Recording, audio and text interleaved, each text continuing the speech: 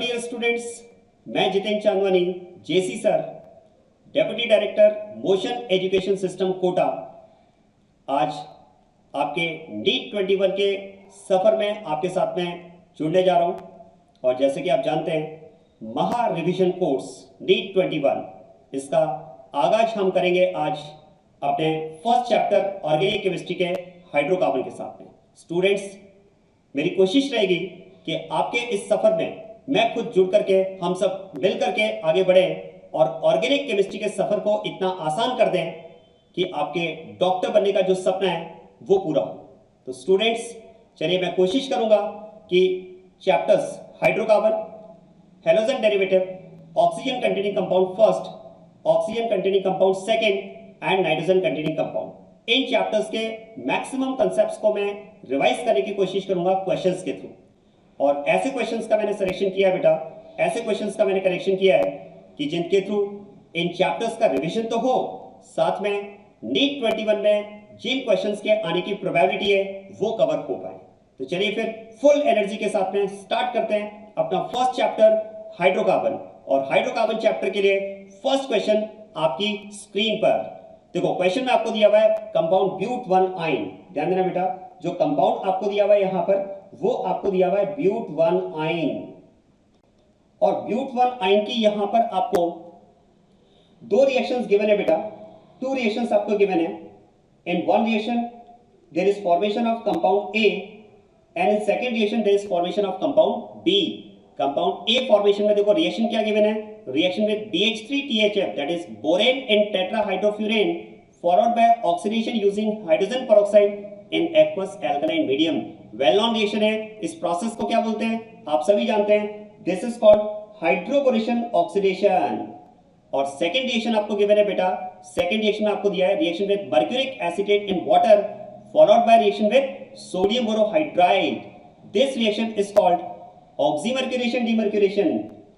दोनों well known reaction है बेटा। देखो वैसे तो इन रिएक्शंस के डिटेल मैकेनिज्म तो डिस्कस किए जाते हैं, लेकिन रिवीजन में मैं यहां पर इनके शॉर्टकट्स अप्लाई करूंगा। और देखो शॉर्टकट्स आप सभी जानते हैं। हाइड्रोबोरेशन ऑक्सीडेशन की अगर बात करें तो हाइड्रोबोरेशन ऑक्सीडेशन के लिए क्या शॉर्टकट अप्लाई करते हैं बेटा, addition of water according to anti Markovnikov rule. और अगर ऑक्सीमर्क्यूरेशन डीमर्क्यूरेशन की बात की जाए तो ध्यान देना बेटा, ऑक्सीमर्क्यूरेशन डीमर्क्यूरेशन में हम वाटर ऐड करते हैं मार्कोनिकॉफ रूल के अकॉर्डिंग। यही तो इनके शॉर्टकट हैं और यही तो दोनों में डिफरेंस है। हाइड्रोबोरेशन ऑक्सीडेशन में anti Markovnikov rule, oxymercuration demercuration में मार्कोनिकॉफ रूल। और बेटा आप ध्यान देना, जब आप यहां पर इन शॉर्टकट्स को अप्लाई करेंगे तो देखो हाइड्रोबोरेशन ऑक्सीडेशन के लिए मुझे वाटर एंटी मार्कोनिकॉफ रूल के अकॉर्डिंग ऐड करना है, मतलब H on carbon and OH on CH। जबकि मार्कोनिकॉफ रूल के अकॉर्डिंग बात की जाए जो कि ऑक्सीमर्क्यूरेशन डीमर्क्यूरेशन में हम अप्लाई करेंगे, तो बेटा यहां पर आप ध्यान देना, इस केस में आपको वाटर मार्कोनिकॉफ रूल के अकॉर्डिंग ऐड करना है, मतलब H on CH and OH on C। और इनके अकॉर्डिंग अब मैं अगर प्रोडक्ट की बात करूं तो देखो हाइड्रोबोरेशन ऑक्सीडेशन में जब आप वाटर ऐड करेंगे, हाइड्रोबोरेशन ऑक्सीडेशन में जब आप वाटर ऐड करेंगे एंटी मार्कोनिकॉफ रूल के अकॉर्डिंग, तो इस केस में प्रोडक्ट आपको क्या मिलेगा बेटा, इस केस में आप ध्यान देना प्रोडक्ट आपको मिलेगा ये कंपाउंड, पाई बॉन्ड ब्रेक हो जाएगा। और पाई बॉन्ड ब्रेक होने के साथ में जो कंपाउंड आपको मिला, you can see the compound is enol. और जैसे कि हम जानते हैं in keto enol tautomerism keto form dominates, keto form dominate करता है, in general keto form dominates, so this compound will mainly convert into its dominating form that is keto form। और इसके करस्पॉन्डिंग जो कीटो फॉर्म आपको मिलेगा बेटा, वो कीटो form आपको मिलेगा यहां पर ब्यूटेनॉल। यहां पर जो कंपाउंड फॉर्म होगा दैट इज ब्यूटेनॉल। और क्वेश्चन में ये आपको दिया हुआ है कंपाउंड ए। और ऑक्सीमर्क्यूरेशन डीमर्क्यूरेशन में जब आप वाटर ऐड करेंगे मार्कोनिकॉफ रूल के अकॉर्डिंग, तो ध्यान देना बेटा, इस केस में मार्कोनिकॉफ रूल के अकॉर्डिंग वाटर आपने ऐड किया तो कार्बन पर तो ऐड हुआ OH और इस बार CH पर H ऐड होकर ये बन जाएगा CH2। Again it is enol, again it will get tautomerized into the dominating form that is keto form. और इसके करस्पॉन्डिंग कीटो फॉर्म आपको मिलेगा बेटा butane 2 one, that is the compound B. अब कंपाउंड A एंड B आपकी screen पर है। जरा ऑप्शंस की बात करते हैं। क्वेश्चन में आपको दिया करेक्ट स्टेटमेंट। बेटा इस बात का ध्यान रखना, वेरी वेरी इंपॉर्टेंट, जब भी आप क्वेश्चन पढ़ेंगे आप अंडरलाइन जरूर करेंगे, अंडरलाइन जरूर करेंगे। मैं आपको बता रहा हूं इन अंडरलाइन से ही आप अपने 3 से 4 नेगेटिव होने वाले क्वेश्चंस को बचा सकते हैं बेटा। और ऐसे बहुत सारे एग्जांपल हैं, बच्चों ने ये मुझे बताया, बिल्कुल शेयर किया बच्चों ने। मैं आपको बच्चों के साथ में जो एक्सपीरियंस मेरा शेयर हुआ है, जो बच्चों ने मुझे बताया बेटा कि सर कम से कम 3 से 4 क्वेश्चन हमारे नेगेटिव होने से बच गए इस अंडरलाइन से, और वो आज मेडिकल कॉलेज में पढ़ रहे हैं। तो ध्यान देना बेटा, करेक्ट स्टेटमेंट आपसे पूछा है, A and B are identical compounds. No, A is aldehyde, B is ketone, तो ये स्टेटमेंट हमारा फॉल्स हो जाएगा यहाँ पर।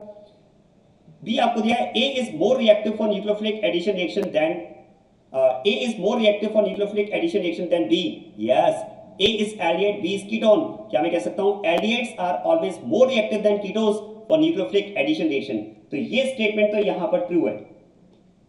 A and B are tautomers. No, आप देखो A is aldehyde, B is ketone. These are functional group isomers. अगर आप A और B में रिलेशन की बात करेंगे बेटा, तो ये तो फंक्शनल ग्रुप आइसोमर्स है, ये टॉटोमर्स नहीं है, तो ये स्टेटमेंट भी फॉल्स हो जाता है यहाँ पर। And A and B are position isomers. D statement भी फॉल्स, क्योंकि पोजीशन आइसोमर्स में तो compounds belong to same homologous series. आप देखो यहाँ पर कंपाउंड्स की होमोलोगस सीरीज ही डिफरेंट है, एक एल्डिहाइड है, दूसरा कीटोन है, तो होमोलोगस सीरीज डिफरेंट है। तो don't think about position isomerism, because position की पहली कंडीशन यही होती है कि compound should be members of same homologous series. तो यहाँ पर आप देख सकते हैं सेकंड स्टेटमेंट इज ट्रू। तो फर्स्ट क्वेश्चन का आंसर हमारे क्या हो जाएगा बेटा इस केस में? Option B. आप देखो इस क्वेश्चन में हमने कितने सारे कंसेप्ट्स को कवर किया, hydroboration oxidation, oxymercuration, demercuration, reactivity for nucleophilic addition, tautomerism, position isomerism.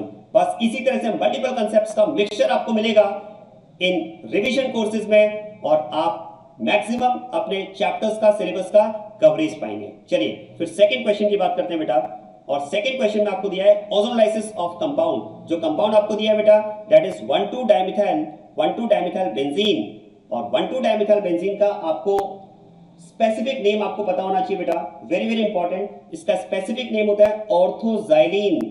कई बार क्वेश्चन में आपको स्ट्रक्चर ना देकर के नेम दे दिया जाता है बेटा, इट इज ऑर्थोजाइलिन। अब ऑर्थोजाइलिन का हमें ओजोनोलाइसिस प्रोडक्ट पहचानना है और फिर हम क्वेश्चन का आंसर देंगे। तो पहले तो देखो बेटा, ओजोनोलाइसिस की अगर बात कर रहे हैं, ऑर्थोजाइलिन आपको कंपाउंड दिया हुआ है, ये मैंने आपके 11th एनसीईआरटी से क्वेश्चन को कवर किया है। मेरी कोशिश है कि एनसीईआरटी के क्वेश्चंस को भी कवर किया जाए, कई बार डायरेक्ट क्वेश्चन उसमें से पूछ लिए जाते हैं। तो ध्यान देना, आपके 11th एनसीईआरटी का क्वेश्चन है, और इस क्वेश्चन में बेटा जैसे कि कंपाउंड दिया है ऑर्थोजाइलिन, आप देख सकते हैं कंपाउंड में रेजोनेंस है, और क्या मैं कह सकता हूं इस कंपाउंड के लिए हमारे पास 2 रेजोनेटिंग स्ट्रक्चर्स पॉसिबल होंगे। ध्यान देना बेटा, एक तो हमारे पास रेजोनेटिंग स्ट्रक्चर इसका ये हो जाएगा, एक रेजोनेटिंग स्ट्रक्चर तो आपके पास ये होगा बेटा, और इसका सेकंड रेजोनेटिंग स्ट्रक्चर में अगर बात की जाए तो पाई बॉन्ड्स की पोजीशन में हम चेंज कर देंगे, सेकंड स्ट्रक्चर आपको ये मिल जाएगा। अब आप देखो, क्योंकि हमें यहाँ पर ओजोनोलाइसिस प्रोडक्ट फाइंड करना है, और ओजोनोलाइसिस का शॉर्टकट तो आप सभी जानते हैं, कंपाउंड में कार्बन कार्बन डबल बॉन्ड जहां भी प्रेजेंट है, शॉर्टकट क्या यूज करते हैं? डबल बॉन्ड ब्रेक करो, ऑक्सीजन ऐड करो। ये ओजोनोलाइसिस का शॉर्टकट हम हमेशा अप्लाई करते हैं बेटा। बस यहां भी हमें डबल बॉन्ड ब्रेक करके ऑक्सीजन ऐड करना है। क्योंकि डबल बॉन्ड ब्रेक करके ऑक्सीजन ऐड करना है, तो डबल बॉन्ड की पोजीशंस के लिए मुझे दोनों स्ट्रक्चर्स को कंसीडर करना होगा, क्योंकि एक्चुअल मॉलिक्यूल में कैरेक्टर्स कौन से स्ट्रक्चर के मिलेंगे? फर्स्ट के या सेकंड के? आंसर है दोनों के, दोनों ही तो कंट्रीब्यूट करके हाइब्रिड स्ट्रक्चर बनाएंगे ना बेटा, इसलिए दोनों स्ट्रक्चर्स को कंसीडर करना जरूरी होगा। अब आप देखो फर्स्ट स्ट्रक्चर के अकॉर्डिंग अगर बात की जाए, तो फर्स्ट स्ट्रक्चर के अकॉर्डिंग ध्यान देना बेटा, फर्स्ट स्ट्रक्चर के अकॉर्डिंग जब मैं यहां पर डबल बॉन्ड ब्रेक करके ऑक्सीजन ऐड करूंगा, तो देखो ये डबल बॉन्ड ब्रेक किया, ऑक्सीजन ऐड किया, फिर ये डबल बॉन्ड ब्रेक किया, ऑक्सीजन ऐड किया, फिर ये डबल बॉन्ड ब्रेक किया, ऑक्सीजन ऐड किया। अब ऐसा करते हैं, यहां पर जो प्रोडक्ट आपको मिलेंगे उसमें मैं ऐसा करता हूं कि नंबरिंग कर देता हूं, थोड़ा सा आपके लिए समझना आसान होगा, 1 2 3। और ध्यान देना बेटा, फर्स्ट के करस्पॉन्डिंग अगर मैं प्रोडक्ट की बात करूं, फर्स्ट के करस्पॉन्डिंग अगर मैं प्रोडक्ट की बात करूं, तो देखो फर्स्ट में आप देखो ये CH है और ये CH कार्बन है, दोनों आपस में बॉन्डेड है, और दोनों कार्बन पर एक एक ऑक्सीजन ऐड हुआ, तो फर्स्ट के करस्पॉन्डिंग जो प्रोडक्ट आपको मिला बेटा दैट इज CHO, और इससे कार्बन बॉन्डेड है, वहां भी ऑक्सीजन ऐड हुआ, CHO। ध्यान देना, this compound is known as glyoxal. तो ये फर्स्ट के करस्पॉन्डिंग तो आपको मिला ग्लाइऑक्सल। चलो देखो सेकंड के करस्पॉन्डिंग भी तो ग्लाइऑक्सल है, क्योंकि वहां भी तो CH है, दोनों पर एक एक ऑक्सीजन ऐड हुआ और दोनों कार्बन आपस में बॉन्डेड है। तो आप कह सकते हैं फर्स्ट जो प्रोडक्ट आपको मिला, सेकंड के करस्पॉन्डिंग भी आपको वही प्रोडक्ट मिलेगा। अब बात करते हैं थर्ड की। थर्ड में देखो कार्बन आपस में बॉन्डेड है और उन पर इस बार H नहीं है, मिथाइल ग्रुप्स हैं। तो थर्ड के करस्पॉन्डिंग जो प्रोडक्ट आपको मिलेगा, इस बार कार्बन पर H की जगह मिथाइल ग्रुप है, ऑक्सीजन ऐड हुआ, फिर ये कार्बन से बॉन्डेड है, ऑक्सीजन ऐड हुआ, और यहां भी मिथाइल ग्रुप है। चलो देखो इस कंपाउंड के नेम की अगर बात की जाए, पहला कंपाउंड अगर ग्लाइऑक्सल है तो सेकंड कंपाउंड को अगर आप उससे कंपेयर करेंगे तो 2H की जगह 2 मिथाइल ग्रुप्स हैं, इसे हम बोल सकते हैं डाइमिथाइल ग्लाइऑक्सल। तो ये कंपाउंड आपके पास हो जाएगा डाइमिथाइल ग्लाइऑक्सल। और ध्यान देना बेटा, ये तो प्रोडक्ट आपको फर्स्ट स्ट्रक्चर के अकॉर्डिंग, लेकिन हमें सेकंड स्ट्रक्चर भी कंसीडर करना होगा because that is also contributing structure for the actual molecule. और उसके अकॉर्डिंग अगर बात की जाए बेटा, तो अब आप ध्यान देना, उस केस में जब मैं डबल बॉन्ड ब्रेक करके ऑक्सीजन ऐड करूंगा, जब मैं डबल बॉन्ड ब्रेक करके ऑक्सीजन ऐड करूंगा, और ऐसा करते हैं यहां भी मैं इनकी नंबरिंग कर देता हूं, दिस इज 4 5 एंड 6। और ध्यान देना बेटा, अब मैं फोर्थ के करस्पॉन्डिंग बात करूं तो ध्यान देना, फोर्थ के करस्पॉन्डिंग जो प्रोडक्ट आपको मिलेगा, फोर्थ के करस्पॉन्डिंग जो प्रोडक्ट आपको मिलेगा, जरा देखो CH CH दोनों आपस में बॉन्डेड, दोनों पर एक एक ऑक्सीजन ऐड हुआ, तो जरा देखो बेटा फोर्थ के करस्पॉन्डिंग जो प्रोडक्ट आपको मिल रहा है, क्या मैं कह सकता हूं दैट इज आल्सो ग्लाइऑक्सल। तो इसका मतलब तो ये 1 and 2 के सिमिलर हो गया बेटा, ये 1 and 2 के सिमिलर हो गया।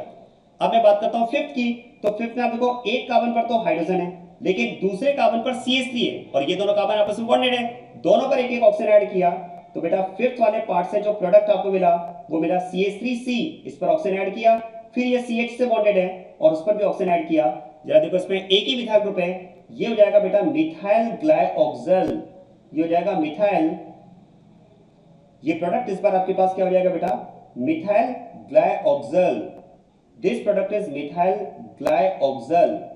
ध्यान देना, और क्या मैं कह सकता हूं सिक्स वाले पार्ट से देखो, वहां पर भी एक कार्बन पर तो H और एक कार्बन पर CH3 है, मतलब जो फिफ्थ वाला प्रोडक्ट है वही सिक्स वाला प्रोडक्ट है।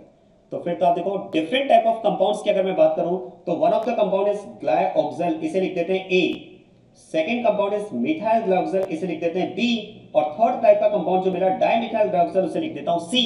तो तीन तरह के कंपाउंड मिले। अब क्वेश्चन में दिया है not formed, underline not formed, तो बोलो पहला ऑप्शन डाइमिथाइल ग्लाइऑक्सल, यस मिला, second option methyl glyoxal, that is also formed, third option acetylide, no acetylide तो नहीं मिला, let us check, glyoxal, methyl glyoxal, dimethyl glyoxal, no acetylide is formed, D option is glyoxal, तो not formed answer हो जाएगा C option.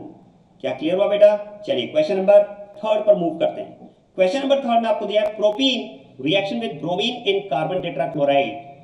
जरा bromine carbon tetrachloride को देखिए बेटा, कुछ याद आ रहा है बेटा? ब्रोमीन कार्बन टेट्राक्लोराइड की अगर बात की जाए तो आपने पढ़ा होगा reaction with bromine in carbon tetrachloride is used as a test for unsaturation. क्योंकि ब्रोमीन कार्बन टेट्राक्लोराइड की अगर बात की जाए तो बेटा ये होता है ब्राउन कलर का solution, it is brown solution. अगर कंपाउंड अनसैचुरेटेड है, मतलब कंपाउंड में अगर carbon carbon multiple bond present है, तो on reaction with bromine solution the solution becomes decolourised. This visible change will confirm unsaturation in compound. होता है ब्रोमीन सॉल्यूशन टेस्ट, अनसैचुरेशन के लिए यूज होता है। देखो रिएक्शन की अगर हम बात करें बेटा, तो एल्कीन्स और एल्काइंस की जो कैरेक्टरिस्टिक रिएक्शंस होती हैं वो इलेक्ट्रोफिलिक एडिशन रिएक्शन होती है। अब क्वेश्चन है कि इस केस में इलेक्ट्रोफाइल कौन होगा? Complete bromine molecule, bromine has vacant orbital, bromine के पास वेकेंट ऑर्बिटल है बेटा। तो जब ये वेकेंट ऑर्बिटल के साथ में एल्कीन से इंटरेक्ट करेगा तो क्या मैं कह सकता हूं एल्कीन के पास loosely bonded pi electron cloud है। जैसे ही ये ब्रोमीन इसके कांटेक्ट में आएगा, लूजली बॉन्डेड पाई इलेक्ट्रॉन्स का फ्लो स्टार्ट होगा ब्रोमीन की वैकेंसी के लिए, और इलेक्ट्रॉन फ्लो से ब्रोमीन में पोलैरिटी इंड्यूस होगी, उससे ब्रोमीन ब्रोमीन बॉन्ड ब्रेक होना स्टार्ट हो जाएगा बेटा, और पाई इलेक्ट्रॉन का फ्लो हो रहा है तो ये बॉन्ड फॉर्मेशन और साथ में पाई बॉन्ड ब्रेक भी होगा। So breakage formation and breakage will be simultaneously.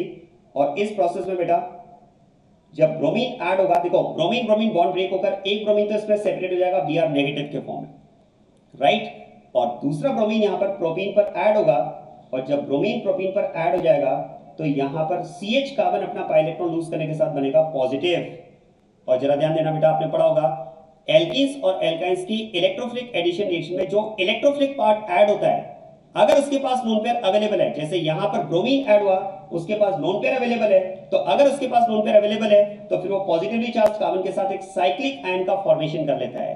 पढ़ा है नॉन क्लासिकल कार्पेटायन। तो यहां पर क्योंकि ब्रोमीन के पास जो पार्ट ऐड हुआ एल्कीन पर फर्स्ट स्टेप में, उसके पास लोन पेयर अवेलेबल है, तो ये इस पॉजिटिवली चार्ज कार्बन के साथ एक साइक्लिक आयन का फॉर्मेशन कर लेगा। This is cyclic bromonium ion, और इसी को बेटा बोलते हैं नॉन क्लासिकल कार्पेटायन। तो यहां पर नॉन क्लासिकल कार्पेटायन का फॉर्मेशन हुआ है, साइक्लिक ब्रोमोनियम आयन का फॉर्मेशन हुआ है। और याद करो, शायद आपको याद आ रहा होगा, इसी नॉन क्लासिकल कार्पेटायन फॉर्मेशन की वजह से हम बात करते हैं there is no carbocation rearrangement in the reaction. यहां पर हमें कार्पेटाइन रीअरेंजमेंट नहीं मिलता है। इनफैक्ट ये जनरल पॉइंट है कि जिन इलेक्ट्रोफिलिक एडिशन रिएक्शंस में एल्कीन्स एल्काइंस की जिन इलेक्ट्रोफिलिक एडिशन रिएक्शन में जो इलेक्ट्रोफिलिक पार्ट ऐड हुआ है, अगर उसके पास लोन पेयर अवेलेबल है, उसके पास अगर लोन पेयर अवेलेबल है तो वो पॉजिटिवली चार्ज कार्बन के साथ में साइक्लिक आयन का फॉर्मेशन करता है, और जब भी साइक्लिक आयन का फॉर्मेशन होगा there will be no carbocation rearrangement. और अब आप ध्यान देना बेटा, क्योंकि इस साइक्लिक आयन में कार्पेटाइनिक कैरेक्टर तो है, तो जो न्यूक्लियोफिलिक पार्ट होगा Br- वो जब इस पर ऐड होगा तो रिंग ओपनिंग के साथ में फाइनली प्रोडक्ट आपको मिल जाएगा। यहां पर आपको 1,2 डायब्रोमो प्रोपेन, ये प्रोडक्ट आपको फाइनली मिल जाएगा बेटा। और ध्यान देना, इस तरह से हम बात करते हैं this is electrophilic addition reaction. चला देखो, क्या मैं कह सकता हूं जब साइक्लिक आयन का फॉर्मेशन होता है तो जिस कार्बन पर न्यूक्लियोफाइल ब्रोमाइड ने अटैक किया वहीं से ब्रोमीन लीव किया, Br+ लीव किया ना, मतलब रिंग की ओपनिंग और न्यूक्लियोफाइल का अटैक साइमल्टेनियसली हो रहा है बेटा। इस केस में हम कह सकते हैं कि जब ब्रोमीन लीव करेगा तो आने वाला ब्रोमीन बैक साइड से आएगा, एंटी एडिशन। इस केस में हम बात करते हैं जो एडिशन होता है वो एंटी एडिशन होता है। तो ये दो पॉइंट्स बेटा एप्लीकेबल होते हैं कि जब भी नॉन क्लासिकल कार्पेटाइन का फॉर्मेशन होगा there will be no carbocation rearrangement and addition will be anti addition. चलिए फिर ऑप्शंस पर आते हैं। इनकरेक्ट स्टेटमेंट पूछा है, अंडरलाइन। करेक्ट नहीं पूछा है, इनकरेक्ट स्टेटमेंट पूछा है। Test for unsaturation, yes this reaction is used as a test for unsaturation, क्योंकि bromine solution is used for test for unsaturation. दो है बेटा, दो रिएजेंट यूज करते हैं, एक तो ब्रोमीन सॉल्यूशन, एक और आपने पढ़ा होगा कौन सा, yes bears reagent, pink colour का सॉल्यूशन होता है, which on completion of the reaction becomes colorless if the compound is unsaturated compound। यही तो दो टेस्ट है अनसैचुरेशन के। सेकंड आपको दिया है electrophilic addition reaction, yes it is an example of electrophilic addition reaction. Third आपको दिया product is gem dihalide, no it's vicinal dihalide. देखो बेटा, यहां पर जो प्रोडक्ट आपको मिला उसमें halogens are present on adjacent carbon, this compound is categorised as vicinal dihalide. जब टू हैलोजेंस सेम कार्बन पर होते हैं तब जेम डाइलाइड होता है, तो ये स्टेटमेंट तो बेटा यहां पर फॉल्स हो गया। और अब अगर बात की जाए बेटा, carbocation rearrangement is not observed, yes carbocation rearrangement नहीं होगा, ट्रू, क्योंकि जब भी साइक्लिक आयन का फॉर्मेशन होता है कार्पेटाइन रीअरेंजमेंट एब्सेंट होता है। तो इनकरेक्ट हमसे पूछा था, यहां पर आंसर हो जाएगा सी ऑप्शन। क्लियर? चलिए नेक्स्ट क्वेश्चन पर फुल एनर्जी के साथ में मूव किया जाए, और ये आपकी स्क्रीन पर विच of the following reaction show acidic character of alkynes. देखो एल्काइंस का अगर मैं एसिडिक कैरेक्टर चाहता हूं, आपने पढ़ा होगा ऑर्गेनिक केमिस्ट्री में जब भी हम एसिड बेस की बात करते हैं हम हमेशा ब्रोंस्टेलरी कंसेप्ट यूज करते हैं, और ब्रोंस्टेलरी कंसेप्ट के according proton donor is acid and proton acceptor is base. तो अगर मुझे एल्काइन का एसिडिक कैरेक्टर चाहिए, बेटा ध्यान देना, एल्काइन का अगर मुझे एसिडिक कैरेक्टर चाहिए तो उसके लिए मैं चाहूंगा कि एल्काइन में से H का सेपरेशन होना चाहिए H+ के फॉर्म में, जो कि sp कार्बन से बॉन्डेड है, यही तो इसका एसिडिक हाइड्रोजन है। तो अगर यहां से H का सेपरेशन H+ के फॉर्म में हुआ, ऐसी रिएक्शन अगर मुझे मिलती है तो that will B acidic character of alkyne. आप देखो फर्स्ट रिएक्शन की अगर बात की जाए तो फर्स्ट में तो HCl आपको दिया हुआ है, क्या मैं कह सकता हूं ये तो इलेक्ट्रोफिलिक एडिशन का एग्जांपल होगा, और इस केस में बेटा इलेक्ट्रोफिलिक पार्ट H+ और न्यूक्लियोफिलिक पार्ट Cl- एल्काइन पर ऐड हो जाएगा, और आपको प्रोडक्ट यहां पर मिलेगा विनाइल क्लोराइड। आपने पढ़ा होगा एल्काइन पर electrophilic addition reaction can be for 2 times, फिर से HCl का एडिशन पॉसिबल है। और ये भी आपने पढ़ा होगा बेटा, in addition of second molecule of reagent on alkyne we follow Markovnikov second. जब एल्काइन पर इलेक्ट्रोफिलिक एडिशन रिएक्शन में रिएजेंट का सेकंड मॉलिक्यूल आप ऐड करते हैं तो वहां पर मार्कोनिकॉफ सेकंड अप्लाई करते हैं बेटा। और मार्कोनिकॉफ सेकंड के अकॉर्डिंग बात की जाए तो याद करें मार्कोनिकॉफ सेकंड क्या है, negative part of the reagent mainly goes on that unsaturated carbon where negative part is already present. मतलब यहां पर मैं कह सकता हूं Cl वहां पर ऐड होगा जहां पर पहले से Cl प्रेजेंट है, तो फिर तो ये प्रोडक्ट यहां पर मिला। क्या इसमें एल्काइन से H+ का सेपरेशन हुआ? नो, इवन एल्काइन ने तो यहां पर H+ एक्सेप्ट किया है, इवन एल्काइन ने तो यहां पर H+ एक्सेप्ट किया है। एल्काइन का कैरेक्टर मैं तो यहां पर कह सकता हूं इवन बेस की तरह बिहेव कर रहा है। चलिए, तो ये तो यहां पर एसिडिक कैरेक्टर शो करने वाली रिएक्शन नहीं बनी। बात करते हैं सी की। देखो सी में अगर आप देखेंगे तो सी में H2+ निकल हीट आपको दिया हुआ है, क्या मैं कह सकता हूं इट इज कैटालिटिक हाइड्रोजनेशन होता है मेटल की प्रेजेंस में एल्कीन एल्काइन पर हाइड्रोजन का एडिशन। तो इस केस में बेटा पाई बॉन्ड ब्रेक होगा और हाइड्रोजन ऐड होकर पहले इथीन बनेगा, फिर से पाई बॉन्ड ब्रेक होगा और हाइड्रोजन ऐड होकर यहां पर बन जाएगा इथेन। मतलब यहां पर भी एल्काइन से H+ का सेपरेशन तो नहीं हुआ। और फोर्थ रिएक्शन आप देखो बेटा, फोर्थ में आपको दिया हुआ है यहां पर एल्काइन का डाइल्यूट H2SO4 के साथ में रिएक्शन है, मतलब एक तरह से एसिडिक मीडियम में वाटर का एडिशन है। ये रिएक्शन आप याद करो, नेम रिएक्शन है बेटा कुचरॉफ्स रिएक्शन। क्या होगा इसमें H2O ऐड हो जाएगा और H2O ऐड होकर इनॉल बनेगा और ये टोटलाइज होकर बन जाएगा बेटा एसिटाइलडिहाइड। तो क्या यहां पर भी H प्लस का सेपरेशन हुआ क्या अल्काइन से? नो। तो देखो ना तो A में H प्लस का सेपरेशन हुआ, ना C में H प्लस का सेपरेशन हुआ, ना D में। अब बात करते हैं B की।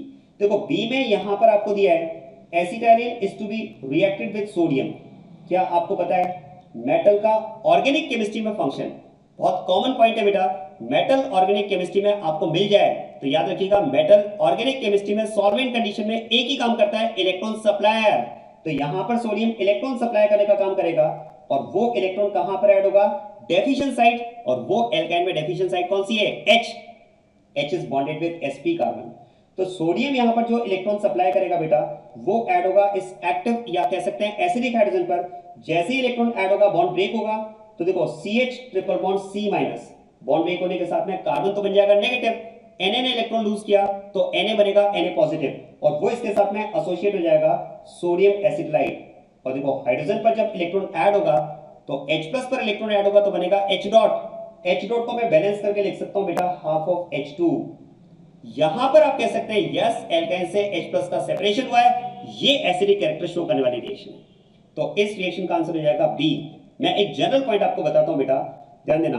अगर कंपाउंड में एक्टिव हाइड्रोजन प्रेजेंट है, एक जनरल कंपाउंड ले लेता हूं HA, अगर कंपाउंड में एक्टिव हाइड्रोजन प्रेजेंट है बेटा और ऐसे कंपाउंड की रिएक्शन अगर आप सोडियम के साथ करवाएंगे, अब आप कह सकते हैं सर आपने कहा कंपाउंड में एक्टिव हाइड्रोजन प्रेजेंट है, हमें कैसे पता चलेगा हाइड्रोजन एक्टिव है या नहीं है? तो ध्यान देना बेटा, when hydrogen is bonded with oxygen, nitrogen, halogen, sulphur and sp carbon, it is called active और एसिडिक हाइड्रोजन। ऐसे हाइड्रोजन को बोलते हैं एक्टिव या acidic hydrogen. And if such type of hydrogen is present in a compound and if compound is reacted with sodium, it will show acidic character of compound, क्योंकि sodium electron release करेगा और वो इस active या acidic hydrogen पर add होगा। Bond break होने के साथ में A बनेगा नेगेटिव जिसके साथ में एसोसिएट हो जाएगा Na पॉजिटिव और H पर इलेक्ट्रॉन ऐड होकर बनेगा H डॉट और H डॉट को बेटा आप लिख सकते हैं हाफ ऑफ H2।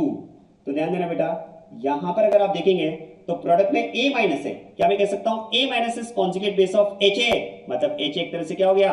एसिड। तो ये एसिडिक कैरेक्टर को शो करने वाली रिएक्शन। चलिए next question number 5। Question number 5 में बेटा आपको दिया है bromine and sodium chloride aqueous medium में। फिर से आप देखो, ब्रोमीन आपको दिया है, सोडियम क्लोराइड आपको दिया है और साथ में वाटर दिया है। मैं तो एक बात समझ रहा हूं बेटा, यहां पर मैं एक बात समझ रहा हूं कि इस रिएक्शन में अगर आप देखेंगे तो एल्कीन के साथ में प्रोपीन दिया है बेटा और प्रोपीन के साथ में यहां पर आपको क्या क्या गिवन है? यहां पर आपको गिवन है ब्रोमीन, फिर साथ में आपको दिया है NaCl, Na plus and Cl minus, और फिर आपको साथ में दिया है वाटर। अब क्वेश्चन है कि एल्कीन के कांटेक्ट में यहां पर ब्रोमीन भी है, NaCl भी है, वाटर भी है, कौन रिएक्शन को इनिशिएट करेगा? क्या मैं कह सकता हूं reactions of alkenes and alkynes are electrophilic addition reactions, so reaction will be initiated by electrophile. यहां पर इलेक्ट्रोफाइल की तरह कौन बिहेव करेगा? क्या मैं कह सकता हूं एक तो ब्रोमीन इलेक्ट्रोफाइल की तरह बिहेव कर सकता है, वैकेंट ऑर्बिटल उसके पास है। क्या वाटर इलेक्ट्रोफाइल की तरह बिहेव कर पाएगा? No, water itself behaves as a nucleophile. क्या NaCl में इलेक्ट्रोफिलिक पार्ट है? नो, क्योंकि Cl माइनस तो न्यूक्लियोफिलिक पार्ट है, Cl माइनस तो न्यूक्लियोफिलिक पार्ट है। और क्या मैं कह सकता हूं Na प्लस, ये तो यहां पर इनर्ट होगा, ये तो इनर्ट हो जाएगा ना बेटा। तो रिएक्शन में एज एन इलेक्ट्रोफाइल कौन पार्टिसिपेट करेगा? ब्रोमीन। और जैसा कि प्रीवियस रिएक्शन में हमने डिस्कस किया बेटा, जब एल्कीन ब्रोमीन के कांटेक्ट में आएगा तो यहां पर बन जाएगा साइक्लिक ब्रोमोनियम आयन। और अब जरा देखो, इस साइक्लिक ब्रोमोनियम आयन पर न्यूक्लियोफाइल का अटैक होगा। जरा देखो न्यूक्लियोफाइल कौन? देखो ब्रोमीन मॉलिक्यूल जब ब्रेक हुआ होगा तो वहां से भी Br माइनस का सेपरेशन हुआ होगा। तो यहां पर मैं कह सकता हूं न्यूक्लियोफाइल में एक तो Br नेगेटिव अवेलेबल है, न्यूक्लियोफाइल में यहां पर मेरे पास Cl नेगेटिव भी अवेलेबल है और न्यूक्लियोफाइल में मेरे पास यहां पर वाटर मॉलिक्यूल भी अवेलेबल है। देखो जब Br नेगेटिव अटैक करेगा तो प्रोडक्ट आपको मिलेगा 1,2 डाइब्रोमो प्रोपेन। Cl नेगेटिव का अटैक होगा तो प्रोडक्ट आपको मिलेगा 1 ब्रोमो 2 क्लोरोप्रोपेन। और बेटा जब water as a nucleophile add होता है, complete molecule as a nucleophile add होता है और ऐड होने के बाद में H+ रिलीज करता है, तो यहां पर प्रोडक्ट आपके पास हो जाएगा बेटा 1 ब्रोमो प्रोपेन 2 ऑल। अब क्वेश्चन में आपसे पूछा है which is not formed, underline not formed. पहला product yes it will be formed, second product yes it will be formed, third product no, ये तो नहीं बन सकता। देखो Cl और OH दोनों ही न्यूक्लियोफिलिक पार्ट कैसे ऐड हो सकते हैं? दोनों ही न्यूक्लियोफिलिक पार्ट तो ऐड नहीं हो सकते भाई। Cl भी न्यूक्लियोफिलिक पार्ट है, OH भी वाटर से आ रहा है न्यूक्लियोफिलिक पार्ट, इलेक्ट्रोफिलिक पार्ट तो ऐड होना जरूरी है ना ब्रोमीन। तो ये तो गलत हो जाएगा बेटा, नॉट फॉर्म्ड। ये यहां पर product not formed. Fourth D, yes it is formed. तो इस क्वेश्चन में नॉट फॉर्म्ड पूछा है तो क्वेश्चन का आंसर हो जाएगा यहां पर सी ऑप्शन। क्लियर हो रही बात बेटा ये? Yes. Next question, ozonolysis of which compound gives acetaldehyde, carbon dioxide and acetone. देखो ओजोनोलाइसिस की अगर बात की जाए तो बेटा आप जानते हैं ओजोनोलाइसिस रिएक्शन में जो शॉर्टकट हम अप्लाई करते हैं, if compound is having carbon carbon double bond on ozonolysis, what is the shortcut which is to be applied to get the product? Double bond break करो, ऑक्सीजन ऐड करो। तो बेटा ये शॉर्टकट अप्लाई करके आप यहां पर प्रोडक्ट आइडेंटिफाई करते हैं इस तरह से। अब यहां पर हमें रिवर्स काम करना है बेटा। प्रोडक्ट गिवन है, आपको ऑर्गेनिक सबस्ट्रेट आइडेंटिफाई करना है। तो देखो प्रोडक्ट अगर आपको गिवन है और कंपाउंड आपको आइडेंटिफाई करना है इनिशियल कंपाउंड, तो फिर तो मैं कहूंगा कि जो भी प्रोडक्ट आपको गिवन है उनमें से आप ऑक्सीजन को रिमूव कर दें बेटा। ऑक्सीजन को आप रिमूव कर दें और अब आप देखो ऑक्सीजन को अगर आपने रिमूव किया तो बस इन कार्बन, दोनों कार्बन को आप डबल बॉन्ड के थ्रू कनेक्ट कर देंगे। जब आप डबल बॉन्ड के थ्रू कनेक्ट कर देंगे तो आपको यहां पर ये मिल जाएगा इनिशियल कंपाउंड। अब आप देखो जो प्रोडक्ट आपको यहां पर रिएक्शन में गिवन है, one is acetaldehyde, second is carbon dioxide and third is acetone. ये प्रोडक्ट आपको गिवन है और आपको हाइड्रोकार्बन आइडेंटिफाई करना है which on ozonolysis will give these three compounds. बस ऑक्सीजन आप इनमें से रिमूव कर दें तो आपके पास कंपाउंड आइडेंटिफाई करने के लिए ये आपके पास उस मॉलिक्यूल के कुछ पार्ट्स हो गए।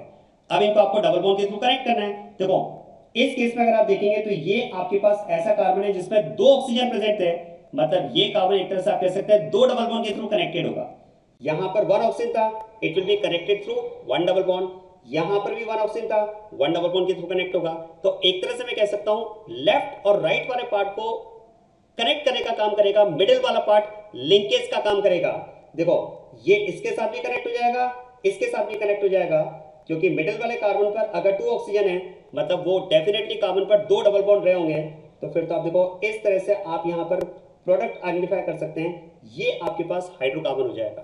और ध्यान देना बेटा इस केस में अगर बात की जाए तो ये हाइड्रोकार्बन है which on ozonolysis will give the product which have been given in question.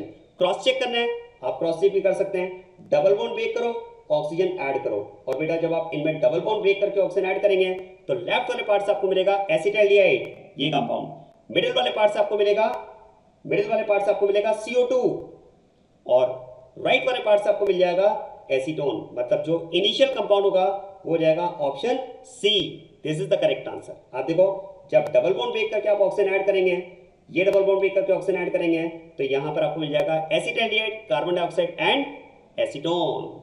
This is about the question number 6। Next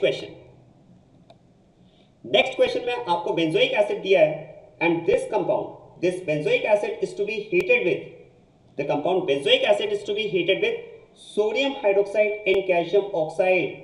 जरा इस मिक्सचर का नेम जानते हैं आप? Sodium hydroxide and calcium oxide. This mixture is known as soda lime. मैं reaction आपको याद दिलाता हूं बेटा, याद करें सोडा लाइम डी कार्बोक्सिलेशन। जब आप कार्बोक्सिलिक एसिड को सोडा लाइम के साथ में हीट करते हैं, this compound is soda lime. जब आप कार्बोक्सिलिक एसिड को सोडा लाइम के साथ में हीट करते हैं तो प्रोसेस में डी कार्बोक्सिलेशन होता है, मतलब CO2 एलिमिनेट होती है। देखो इसका डिटेल मैकेनिज्म तो डिस्कस किया जा सकता है, बट अगर मैं शॉर्टकट की बात करूं, प्रोडक्ट अगर आपको आइडेंटिफाई करना है तो बेस्ट है नेम से याद रखो, this is soda lime decarboxylation. Decarboxylation मतलब minus CO2। Let me apply the shortcut to identify the product. जरा देखो इसमें आपको करना क्या है, जो भी एसिड आपको दिया है उसमें से CO2 उड़ा दो, आप CO2 उड़ा दो। आप देखो CO2 अगर आप उड़ा दोगे तो इस केस में जो कंपाउंड आपको मिलेगा दैट विल बी बेंजीन। ये प्रोडक्ट आपको मिला बेंजीन। क्या हमसे प्रोडक्ट पूछा है? देखो इसमें लिखा है P can also be obtained by. No product नहीं पूछा हमसे, तो पूछा है कि जो P मिला आपको, जो बेंजीन आपको मिला, वो हम किससे बना सकते हैं। जरा देखो फर्स्ट ऑप्शन में आपको दिया है क्लीमेंसेल्स रिडक्शन। क्या आप क्लीमेंसेल्स रिडक्शन जानते हैं? देखो, और सेकंड ऑप्शन दिया है वोल्फ-किर्चनर रिडक्शन। ध्यान देना बेटा, अगर मैं बात करूं क्लीमेंसेल्स रिडक्शन, शॉर्ट में लिख रहा हूं CR, वोल्फ-किर्चनर रिडक्शन इसको मैं लिख रहा हूं WKR। Clemmensen's reduction, Wolff Kishner reduction आपने पढ़ा होगा। In case of Clemmensen's reduction, carbonyl group is converted into CH2 And for Clemenson's reduction, we use ZnHg plus HCl, zinc amalgam plus HCl, ये होता है Clemenson's reduction। और wolf Kishner reduction की अगर बात की जाए तो इस केस में भी देखो carbonyl group is reduced into CH2, एक तरह से आप कह सकते हैं carbonyl group is converted into CH2 methylene group. हाँ, यहाँ पर रिएजेंट अलग होता है। इन this case compound is first reacted with sodium, first reacted with N2H4 hydrogen followed by heating in alkaline medium. ये आपके पास दोनों रिएक्शंस हैं जो फर्स्ट ऑप्शंस में दी हुई है। First is Clemenson's reduction and second is Wolff-Kishner reduction। दोनों में CO ग्रुप CH2 में कन्वर्ट होता है। अब आपको कंपाउंड्स क्या गिवन है बेटा, तो देखो दोनों ही केस में कंपाउंड्स आपको गिवन है बेंजाइलडिहाइड। जरा देखो ये कंपाउंड आपके पास होता है बेंजाइलडिहाइड, और अगर आप Clemenson's reduction की बात करें CR की, या फिर अगर बात करें Wolff-Kishner reduction की, तो इस पे CO ग्रुप जो होगा वो CH2 में कन्वर्ट होगा। तो इस केस में तो मेरा प्रोडक्ट बनेगा टोल्यूइन। क्या हमारा जो प्रोडक्ट P था वो टोल्यूइन था क्या? नो। इसका मतलब देखो अगर मैं A की बात करूं तो Clemenson's reduction of benzaldehyde will give toluene। P is not toluene, P तो बेंजीन है। Wolff-Kishner reduction of benzaldehyde, it will also give toluene, ये भी P नहीं है। Polymerization of acetylene, आप ध्यान देना बेटा, एसिटाइलिन के अगर हम पॉलीमराइजेशन की बात करें तो वेल नोन रिएक्शन है, आपके एनसीईआरटी में भी गिवन है बेटा। When acetylene is passed through red hot iron tube, when it is passed through red hot iron tube, well known reaction है। बोलिए क्या प्रोडक्ट बनता है? Yes, benzene. इस केस में हम बात करते हैं प्रोडक्ट फॉर्म होता है बेंजीन। आपने पढ़ा होगा बेटा इस केस में ट्राइमेराइजेशन प्रोसेस होता है। 3 molecules of acetylene get polymerized to give benzene as the product and this is compound P। तो इस केस में जो आपको इनिशियल जो क्वेश्चन में रिएक्शन गिवन है benzoic acid soda lime decarboxylation benzene, वो बेंजीन हमें किस ऑप्शन से मिला? सी ऑप्शन से मिला। तो इस क्वेश्चन का करेक्ट आंसर हो जाएगा सी। क्या क्लियर हो गई बात ये? चलिए next question. Number of alkenes which can be used to prepare 2-methyl pentane by catalytic hydrogenation. ध्यान देना बेटा, कैटालिटिक हाइड्रोजनेशन की अगर बात की जाए तो जैसे कि हम जानते हैं in catalytic hydrogenation of alkene H2 is used in the reaction and alkene is reacted with H2 in presence of metal। metal can be nickel, platinum और पैरेडियम। ओवरऑल रिएक्शन की अगर बात की जाए तो बेटा क्या प्रोडक्ट मिलता है? पाइवोट ब्रेक होता है और दोनों कार्बन्स पर हाइड्रोजन साइमल्टेनियसली ऐड होता है। मेटल प्लस H2 में आपने पढ़ा होगा सिन एडिशन होता है, हाइड्रोजन साइमल्टेनियसली ऐड होते हैं अनसैचुरेटेड कार्बन्स पर, और इस केस में ethene gets converted into ethane. अब आप ध्यान देना बेटा, यहां पर आपको बोला जा रहा है we have to prepare 2-methyl pentane, we have to prepare 2-methyl pentane by catalytic hydrogenation of alkene. Now the question is which alkene can be used to get this product. अब कौन सी एल्कीन का हम use करें? 2-methyl pentane दिया है। Yes, 2-methyl pentane अगर आपको दिया बेटा तो इसे 2-methyl pentane कर देते हैं। और बेटा 2-methyl pentane के लिए आपको कौन सी एल्कीन यूज करना है ये आपको आइडेंटिफाई करना है। कितने तरीके एल्कीन्स आप यूज कर सकते हैं? सिंपली आप देखो क्या मैं कह सकता हूं, कार्बन, देखो कार्बन कार्बन डबल बॉन्ड जो है H2 ऐड होने के साथ में वो कार्बन कार्बन सिंगल बॉन्ड में कन्वर्ट हो चुका है। तो मुझे अब रिवर्स काम करना है, मुझे एल्केन गिवन है, एल्कीन मुझे आइडेंटिफाई करना है। तो देखो वो कार्बन कार्बन डबल बॉन्ड यहां पर हो सकता है, कार्बन कार्बन डबल बॉन्ड यहां पर भी हो सकता है बेटा, कार्बन कार्बन डबल बॉन्ड यहां पर भी हो सकता है, और कार्बन कार्बन डबल बॉन्ड यहां पर भी हो सकता है, और कार्बन कार्बन डबल बॉन्ड बेटा यहां पर भी हो सकता है। तो मैं कह सकता हूं एक तो ये केस बन सकता है, एक ये केस बन सकता है, एक ये केस बन सकता है, एक ये और एक ये। लेकिन क्या मैं कह सकता हूं फोर्थ एंड फिफ्थ, जरा देखो ये सेम कंडीशन आएगी। फोर्थ एंड फिफ्थ क्या मैं कह सकता हूं ये सेम कंडीशन आएगी। So one of the alkene, देखो फर्स्ट के करस्पॉन्डिंग अगर मैं बात करूं the alkene that can be used to get the desired product is this compound. आप इसका यूज कर सकते हैं बेटा, ये एल्कीन आप यूज कर सकते हैं। जब इस केस में H2 ऐड होगा मेटल की प्रेजेंस में, you will get the desired compound that is 2-methyl pentane। क्या मेरी बात समझ में आ रही है? सेकेंड आप देखो, सेकेंड के करस्पॉन्डिंग अगर बात की जाए तो double bond can also be placed between these two carbon atoms, क्योंकि यहां पर अगर डबल बॉन्ड होगा तब भी आप देखो फिर से वही H2 ऐड होकर आपको सेम प्रोडक्ट मिल जाएगा। थर्ड अगर बात की जाए बेटा तो double bond can also be present between these two carbon atoms. This compound also on hydrogenation will give 2-methyl pentane. और फोर्थ केस में अगर बात की जाए तो double bond can also be present between these two carbon atoms. यहां से भी आपको 2-methyl pentane मिलेगा. और फोर्थ एंड फिफ्थ तो बेटा सिमिलर है, आप वहां पर डबल बॉन्ड प्लेस करेंगे तो वो भी ये एल्कीन होगी. अब देखो स्ट्रक्चरली अगर बात की जाए तो we can have 4 alkenes. Structurally we can have 4 alkenes, लेकिन क्या मैं कह सकता हूं among these 4 alkenes, check the second alkene, this compound exist in 2 stereoisomeric forms. Which 2 stereoisomeric forms? Yes, according to geometrical isomerism it can exist in 2 forms, cis and trans. क्या मेरी बात समझ में आ रही है? और आप सिस लो चाहे ट्रांस लो, एल्कीन तो सेम ही मिलेगा इस केस में. इसका मतलब मैं कह सकता हूं कि इस एल्कीन के corresponding I can have 2 alkenes, cis alkene and trans alkene. तो फिर तो यहां पर टोटल एल्कीन्स कितनी हो जाएगी? 1. इसके corresponding 2, which 2? One is cis, other is trans. इसके करस्पॉन्डिंग 1 और इसके करस्पॉन्डिंग भी 1. क्योंकि यहां पर अगर आप देखेंगे बेटा, यहां पर अगर आप देखेंगे तो देखो फर्स्ट केस में अगर बात की जाए वहां जीआई पॉसिबल नहीं है, ओआई का भी कोई केस नहीं बन रहा है. सेकंड में जीआई पॉसिबल है. थर्ड में अगर बात की जाए नो जीआई ओआई. फोर्थ में अगर बात की जाए नो जीआई ओआई. तो फिर तो मैं कह सकता हूं सेकंड के करस्पॉन्डिंग मुझे स्टीरियो आइसोमेरिज्म काउंट करते हुए 2 एल्कीन्स काउंट करना होगा. तो टोटल नंबर ऑफ एल्कीन्स कितनी हो जाएगी? 5. इस क्वेश्चन का आंसर हो जाएगा सी. चलिए नेक्स्ट क्वेश्चन. नेक्स्ट क्वेश्चन में आपको दिया है H2 plus palladium plus calcium carbonate. आपने पढ़ा होगा बेटा H2 प्लस पेरिडियम की अगर बात की जाए, H2 प्लस पेरिडियम की अगर बात की जाए तो देखो एल्काइन की रिएक्शन अगर आप H2 प्लस पेरिडियम के साथ करवाएंगे तो इस केस में तो alkyne first gets converted into alkene. Alkyne first gets converted into alkene, then on further hydrogenation in presence of palladium it gets finally converted into alkane. ये तो एल्केन फॉर्मेशन हुआ, लेकिन ये तब जब आप H2 के साथ में पैलेडियम यूज कर रहे हैं ओनली. लेकिन यहां पर बेटा ध्यान देना, यहां पर आप देखो कैल्शियम कार्बोनेट भी दिया है. क्या मैं कह सकता हूं कैल्शियम कार्बोनेट अगर आप ऐड करेंगे तो it will decrease efficiency of metal used in the reaction. Calcium carbonate की अगर बात की जाए तो it acts as poison for catalyst. ये कैटलिस्ट की तरह के लिए पॉइजन का काम करेगा बेटा. एक्चुअली इस मेटल का फंक्शन क्या होता है रिएक्शन में? अगर मैं थोड़ा सा उसको कंसेप्चुअली बात करूं तो आपने पढ़ा होगा मेटल का फंक्शन रिएक्शन में सरफेस प्रोवाइड करना है. इसकी सरफेस पर हाइड्रोजन एब्सॉर्ब होता है, अल्काइन जैसे टुवर्ड्स अल्काइन जैसे ओवर द मेटल पास होती है, हाइड्रोजन का साइमल्टेनियस एडिशन हो जाता है. सिन एडिशन होता है ना इस केस में. अब आप देखो अगर आपने कैल्शियम कार्बोनेट मिक्स कर दिया, एक और ऑप्शन होता है बेरियम सल्फेट. कैल्शियम कार्बोनेट अगर आपने मिक्स कर दिया या बेरियम सल्फेट आपने मिक्स किया तो वो क्या करता है? मेटल का सरफेस एरिया रिड्यूस कर देता है, मतलब उसकी एफिशिएंसी को कम कर देता है. और उस केस में फिर ये रिएक्शन कंप्लीट ना होकर के पार्शियल होती है बेटा. आप ध्यान देना, उस केस में रिएक्शन ये पार्शियल होती है.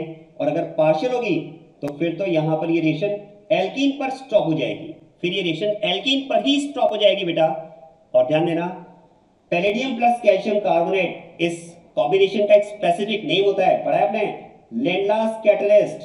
It is called Lindlar's catalyst that is used for partial hydrogenation of alkynes. तो यहां पर कैल्शियम कार्बोनेट की प्रेजेंस होने की वजह से एल्काइन का पार्शियल हाइड्रोजनेशन होगा, एल्कीन फॉर्मेशन होगा. लेकिन अब क्वेश्चन है ऑप्शन ए में भी एल्कीन गिवन है, बी में भी एल्कीन गिवन है. ए में सिस एल्कीन दिया है, बी में ट्रांस एल्कीन दिया है. क्या दोनों बनेंगे? दोनों तो नहीं बनेंगे बेटा, क्योंकि हमने डिस्कस किया बेटा addition of hydrogen in presence of metal is syn addition. दोनों हाइड्रोजन सेम साइड से ऐड होंगे.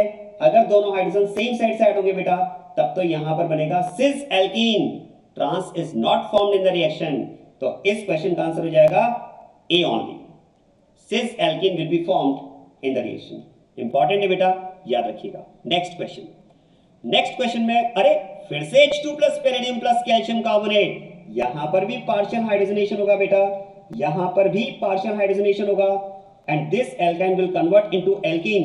क्या मैं कह सकता हूं यहां पर जो X बनेगा वो X आपको मिलेगा बेटा यहां पर ब्यूट-1-इन. पार्शियल हाइड्रोजनेशन होगा. अब आपको HBr ऐड करना है पेरोक्साइड की प्रेजेंस में. क्या मैं कह सकता हूं HBr का एडिशन अगर आप पेरोक्साइड की प्रेजेंस में करते हैं, याद करो खराश इफेक्ट, पेरोक्साइड इफेक्ट, जिसमें HBr का एडिशन होता है एंटी मार्कोनिकॉफ रूल के अकॉर्डिंग. याद आ रहा है फ्री रेडिकल मैकेनिज्म. पेरोक्साइड की प्रेजेंस में जो रिएक्शन होती है वो फ्री रेडिकल एडिशन होती है. आप ध्यान देना बेटा, अगर आप यहां पर HBr का एडिशन कर रहे हैं विदाउट पेरोक्साइड तो ये तो होता है इलेक्ट्रोफिलिक एडिशन. जिसमें फर्स्ट स्टेप में इलेक्ट्रोफिलिक पार्ट H+ ऐड होता है, सेकंड स्टेप में न्यूक्लियोफिलिक पार्ट Br- ऐड होता है। लेकिन आप ध्यान देना बेटा, अगर आप HBr पेरोक्साइड की प्रेजेंस में ले रहे हैं तो इस केस में फ्री रेडिकल एडिशन होता है। और मैं आपको दोनों रिएक्शन का की डिफरेंस बता देता हूं। प्रोडक्ट आप कभी भी गलत नहीं करोगे। जब HBr विदाउट पेरोक्साइड दिया है तो पहले H+ ऐड होता है, बाद में Br- ऐड होता है, इलेक्ट्रोफिलिक एडिशन, इंटरमीडिएट कार्पेटाइन बनता है। लेकिन जब आप पेरोक्साइड लेते हैं तो ध्यान देना फ्री रेडिकल रिएक्शन होती है। और इस केस में पहले H नहीं, एल्कीन पर पहले ऐड होने वाला पार्ट होता है ब्रोमीन। तो यहां पर फ्री रेडिकल मैकेनिज्म होगी, फ्री रेडिकल की स्टेबिलिटी के अकॉर्डिंग आंसर देना होगा। अब ये अगर आपको पता है कि HBr पेरोक्साइड में पहले H नहीं, पहले एल्कीन पर ब्रोमीन ऐड होता है, तो बताओ ब्रोमीन कहां पर ऐड हो ताकि स्टेबल रेडिकल बने। आपको बताओ स्टेबल रेडिकल कहां बनेगा, CH2 पर या CH पर? आंसर है CH पर। वहां रेडिकल ज्यादा स्टेबल होगा ना, तो फिर तो मैं चाहूंगा कि जो ब्रोमीन ऐड होना चाहिए वो कहां पर ऐड होना चाहिए बेटा, CH2 पर ऐड होना चाहिए। तो ब्रोमीन तो ऐड होगा CH2 पर, फ्री रेडिकल बनेगा CH पर। तो हमेशा फ्री रेडिकल की स्टेबिलिटी से आंसर दो और उसके लिए क्या ऐड करेंगे, ब्रोमीन नॉट हाइड्रोजन। जबकि HBr विदाउट पेरोक्साइड में पहले H+ ऐड होता है, बाद में Br- ऐड होता है। बस अब यहां पर बाद में सेकंड स्टेप में H ऐड हो जाएगा बेटा, और जब H ऐड होगा तो फाइनली यहां पर प्रोडक्ट आपको मिल जाएगा 1 ब्रोमोब्यूटेन।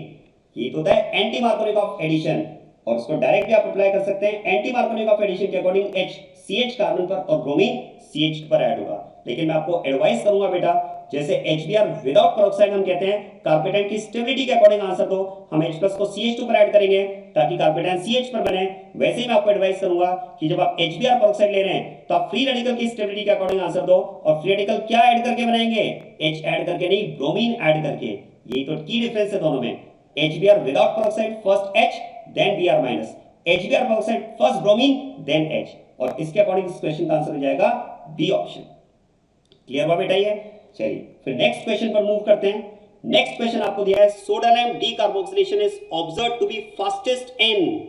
क्या मैं कह सकता हूं, सोडा लाइम डीकार्बोक्सिलेशन में इंटरमीडिएट जो बनता है वो अनायन बनता है, और अनायन का बनना रिएक्शन का RDS होता है। देखो सोडा लाइम डीकार्बोक्सिलेशन की अगर बात की जाए बेटा, तो इस केस में हम बात करते हैं reaction with sodium hydroxide plus calcium oxide heat. मैं शॉर्ट में इसका थोड़ा फास्ट इसका मैकेनिज्म लिख देता हूं। देखो इस केस में सबसे पहले तो हम बात करते हैं एसिड बेस की। सबसे पहले इसमें एसिड बेस हो जाएगा। This carboxylic acid gets converted into sodium salt of acid which in temperature condition gets ionized. ये सॉल्ट टेम्परेचर कंडीशन में आयोनाइज होकर कन्वर्ट हो जाता है RNA में। RNA इज ऑर्गेनोमेटेलिक कंपाउंड, और ये फिर आगे एसिड के साथ में रिएक्ट करता है बेटा। और ऑर्गेनोमेटेलिक कंपाउंड की जब एसिड के साथ में रिएक्शन होती है तो एसिड बेस ये बन जाता है RH। ओवरऑल अगर आप देखेंगे तो शॉर्टकट यही था, CO2 हटा दो तो RH बन जाएगा। और इस केस में आपने पढ़ा है बेटा, सेकंड स्टेप रिएक्शन का RDS होता है। मतलब यहां पर हम कह सकते हैं R नेगेटिव का बनना इस रेट डिटरमाइनिंग स्टेप। तो जितना R नेगेटिव फास्ट बनेगा रिएक्शन की रेट हाई होगी, और R नेगेटिव फास्ट बने इसके लिए R नेगेटिव कैसा होना चाहिए, स्टेबल। क्योंकि जितना स्टेबल इंटरमीडिएट होगा उसके फॉर्मेशन की टेंडेंसी ज्यादा होगी। आप कह सकते हैं इंटरमीडिएट जितना ज्यादा अनस्टेबल होगा उसका फॉर्मेशन उतना स्लो होगा। तो जो भी एसिड्स आपको दिए हुए ना बेटा, आपको तो उनके करस्पॉन्डिंग अनायन बनाने हैं, और अब आपको इन अनायंस का स्टेबिलिटी कंपैरिजन करना है। जिस एसिड के करस्पॉन्डिंग अनायन सबसे स्टेबल होगा उसका फॉर्मेशन सबसे फास्ट होगा, उसमें रिएक्शन की रेट सबसे हाई होगी। बताओ किसके करस्पॉन्डिंग अनायन सबसे ज्यादा स्टेबल है, ए के करस्पॉन्डिंग ये अनायन सबसे ज्यादा स्टेबल है, तो ये रिस्पेक्टिव एसिड सबसे ज्यादा रिएक्टिव होगा। क्योंकि बी, सी और डी में आप देखो अनायन में प्लस आई इफेक्ट है, और प्लस आई इफेक्ट तो अनायन की स्टेबिलिटी को कम करेगा। तो इस केस में हम बात कर सकते हैं that acid will be most reactive which will give most stable intermediate अनायन। तो उसके अकॉर्डिंग इस क्वेश्चन का आंसर हो जाएगा ए। नेक्स्ट आपको दिया बेटा 1,2,3 डायब्रोमोब्यूटेन आपको दिया हुआ है, reaction with sodamide. Again reaction with sodamide, आपने पढ़ा होगा बेटा सोडामाइड का फंक्शन होता है एलिमिनेशन। क्या मैं कह सकता हूं सोडामाइड के केस में जो रिएक्शन की हम बात करते हैं वो E2 रिएक्शन की बात करते हैं, ये एलिमिनेशन का काम करता है, -HBr एंड -HBr। अब देखो जब फर्स्ट केस में HBr एलिमिनेट होगा बेटा, फर्स्ट सोडामाइड मॉलिक्यूल जब रिएक्ट करेगा और जो HBr एलिमिनेट होगा, रिएक्शन कुछ इस तरह से होगी बेटा। यहां पर सोडामाइड की reaction NH2- as a base ये H को रिमूव करेगा और ब्रोमीन यहां से लीव कर जाएगा -HBr। This is E2 reaction, और इस केस में प्रोडक्ट आपको मिलता है बेटा ये कंपाउंड। और आप देखो फिर से जब आप सोडामाइड के साथ में रिएक्ट करवाएंगे तो फिर से सेम प्रोसेस रिपीट होगा। Again E2 reaction, base will remove hydrogen, and bromine will leave from the compound minus HBr, और इस तरह से प्रोडक्ट आपको मिल जाएगा बेटा यहाँ पर एल्काइन। अब जरा ध्यान देना, फर्स्ट HBr का एलिमिनेशन के rate R1, second HBr elimination के रेट अगर R2 है तो बताना है, कंपेयर करना है विच रेट इज हायर या इक्वल क्या है।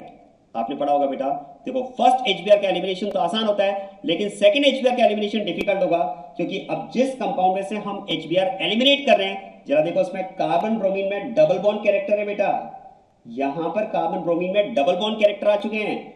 Bromine is bonded with sp2 carbon, so it's lone pair is in conjugation with pi bond, resonance हो रहा है ना बेटा, इसमें डबल बॉन्ड कैरेक्टर आने की वजह से यहां से HBr का जो एलिमिनेशन होता है वो फर्स्ट HBr के एलिमिनेशन से डिफिकल्ट होता है बेटा। जबकि आप देखो फर्स्ट केस में HBr का एलिमिनेशन आसानी से होगा, यहां पर कार्बन ब्रोमीन में कोई डबल बॉन्ड कैरेक्टर नहीं है, सिंगल बॉन्ड कैरेक्टर है, तो फर्स्ट HBr का एलिमिनेशन तो होता है इजी, सेकंड का डिफिकल्ट, मतलब R1 will be higher than R2, second reaction comparatively slow होगी। तो इस क्वेश्चन का आंसर हो जाएगा second option, this is dehydrohalogenation by using sodamide. आपने पढ़ा होगा एल्कोहलिक KOH भी यही काम करता है, -HX। Sodamide and alcoholic KOH are known as dehydrohalogenating agents. तो this is about question number 12th। Yes, next question, question number 13th, इसमें आपको दिया हुआ है N-हेप्टेन that is to be heated under pressure in presence of vanadium pentoxide and alumina gives compound X. X on reaction with KMnO4 gives compound Y. Y is, अब आप देखो बेटा, इस केस में आपको जो इनिशियल कंपाउंड दिया हुआ है वो N-हेक्सेन दिया हुआ है, और N-हेक्सेन को अगर आप वेनेडियम पेंटॉक्साइड, N-हेप्टेन आपको इनिशियल कंपाउंड दिया हुआ है बेटा, और N-हेप्टेन को अगर आप, दिस इज N-हेप्टेन, और इसे अगर आप वेनेडियम पेंटॉक्साइड एल्यूमिना इसकी प्रेजेंस में अगर आप हीट करते हैं अंडर प्रेशर, तो मैं आपको रिएक्शन दिलाता हूं बेटा, it is aromatisation of alkane. पढ़ा आपने aromatisation of alkane, the alkane having 6 और more carbon atoms when heated under pressure in presence of vanadium pentoxide in alumina, it gets converted into aromatic compound. जैसे अगर आप N-हेक्सेन लेंगे तो वो कौन से एरोमेटिक कंपाउंड में कन्वर्ट होगा, हेक्सेन में। यहां पर कंपाउंड आपको दिया हुआ है बेटा N-हेप्टेन, अगर N-हेप्टेन आपको दिया हुआ है तो ये यहां पर कन्वर्ट हो जाएगा किसमें, कौन से एरोमेटिक कंपाउंड में, यस, टोल्यूइन। तो यहां पर कंपाउंड X की अगर बात करें बेटा, तो कंपाउंड X यहां पर होगा टोल्यूइन। इंपॉर्टेंट रिएक्शन है, आपके 11th NCERT में भी गिवन है बेटा, कि अगर आप एल्केन हैविंग 6 और more carbon atoms is treated with vanadium pentoxide alumina, तो इस केस में ये एरोमेटिक कंपाउंड में कन्वर्ट हो जाएगा। This process is called aromatisation, और यहां पर प्रोडक्ट आपको मिलेगा टोल्यूइन, और अब आपको टोल्यूइन की रिएक्शन करवाना है KMnO4 के साथ में। ध्यान देना बेटा, मैं आपको एक जनरल कंडीशन बताता हूं बेटा, ध्यान देना, अगर आप एक ऐसे एरोमेटिक कंपाउंड को KMnO4 के साथ में ट्रीट करते हैं जिसमें बेंजाइलिक हाइड्रोजन प्रेजेंट हो, ध्यान देना, जिसमें बेंजाइलिक हाइड्रोजन प्रेजेंट हो, बेंजाइलिक हाइड्रोजन समझते हैं, the carbon which is directly bonded to benzene ring is called benzylic carbon, this carbon is called benzylic carbon, and the hydrogen attached with benzylic carbon is called benzylic hydrogen. तो ध्यान देना बेटा, यहां पर compound में benzylic hydrogen present है, और अगर आप बेंजाइलिक हाइड्रोजन कंटेनिंग कंपाउंड को KMnO4 के साथ में ट्रीट करते हैं, अगर आप इसे KMnO4 के साथ में ट्रीट करते हैं,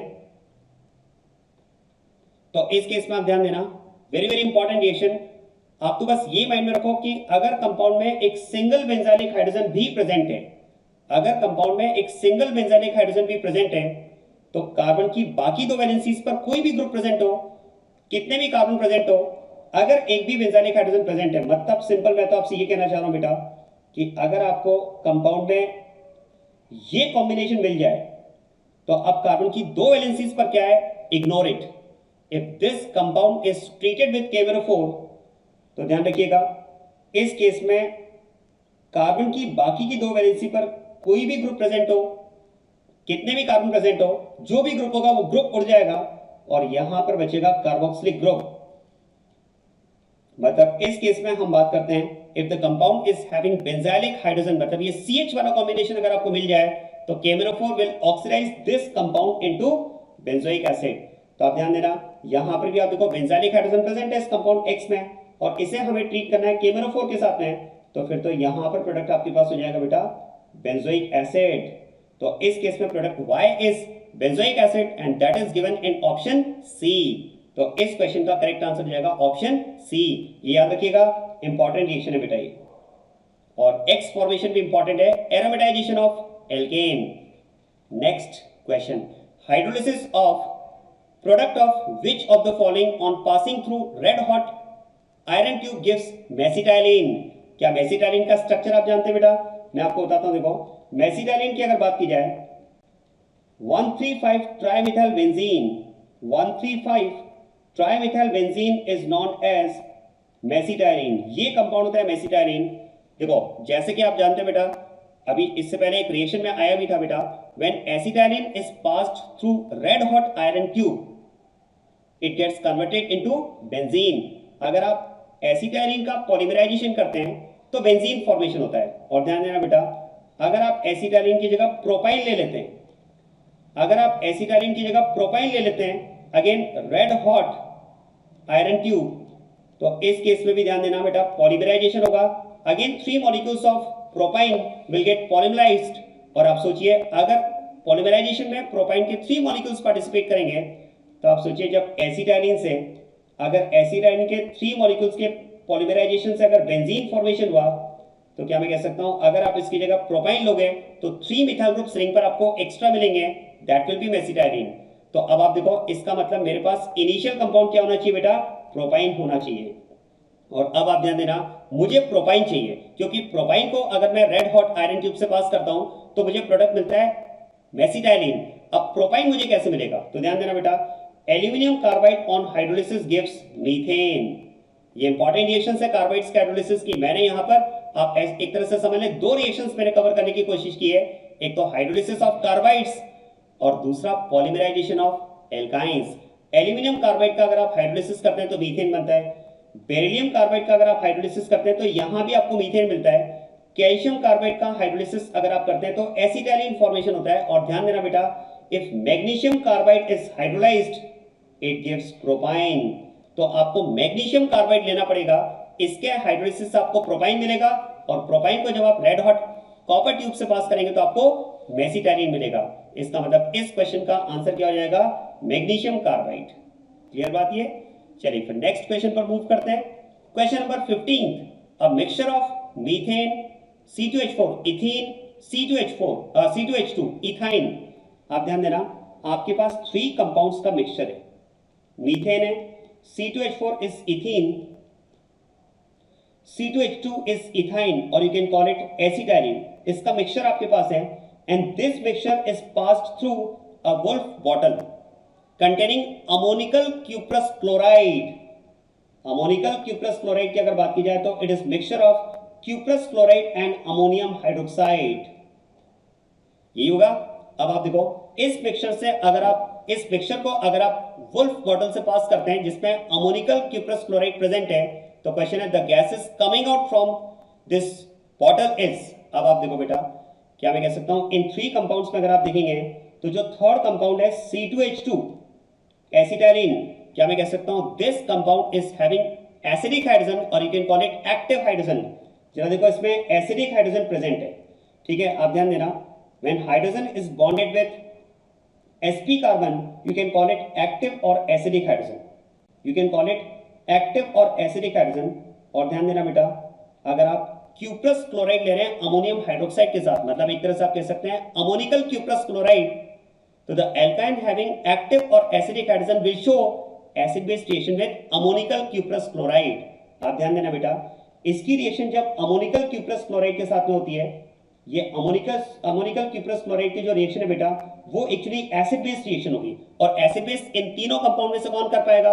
मीथेन, इसमें एसिडिक हाइड्रोजन प्रेजेंट नहीं है, इथीन इसमें भी एसिडिक हाइड्रोजन प्रेजेंट नहीं है, इथाइन में एसिडिक हाइड्रोजन प्रेजेंट है, hydrogen is bonded with sp carbon, even आप कह सकते हैं 2 एसिडिक हाइड्रोजन प्रेजेंट है। तो इस केस में एक्टिव या एसिडिक हाइड्रोजन प्रेजेंट है, और जिन कंपाउंड्स में एक्टिव या एसिडिक हाइड्रोजन प्रेजेंट होगा, जिस एल्काइन में एक्टिव या एसिडिक हाइड्रोजन प्रेजेंट होगा अमोनिकल क्यूप्रस क्लोराइड के साथ में, वो एसिड बेस रिएक्शन शो करेगा।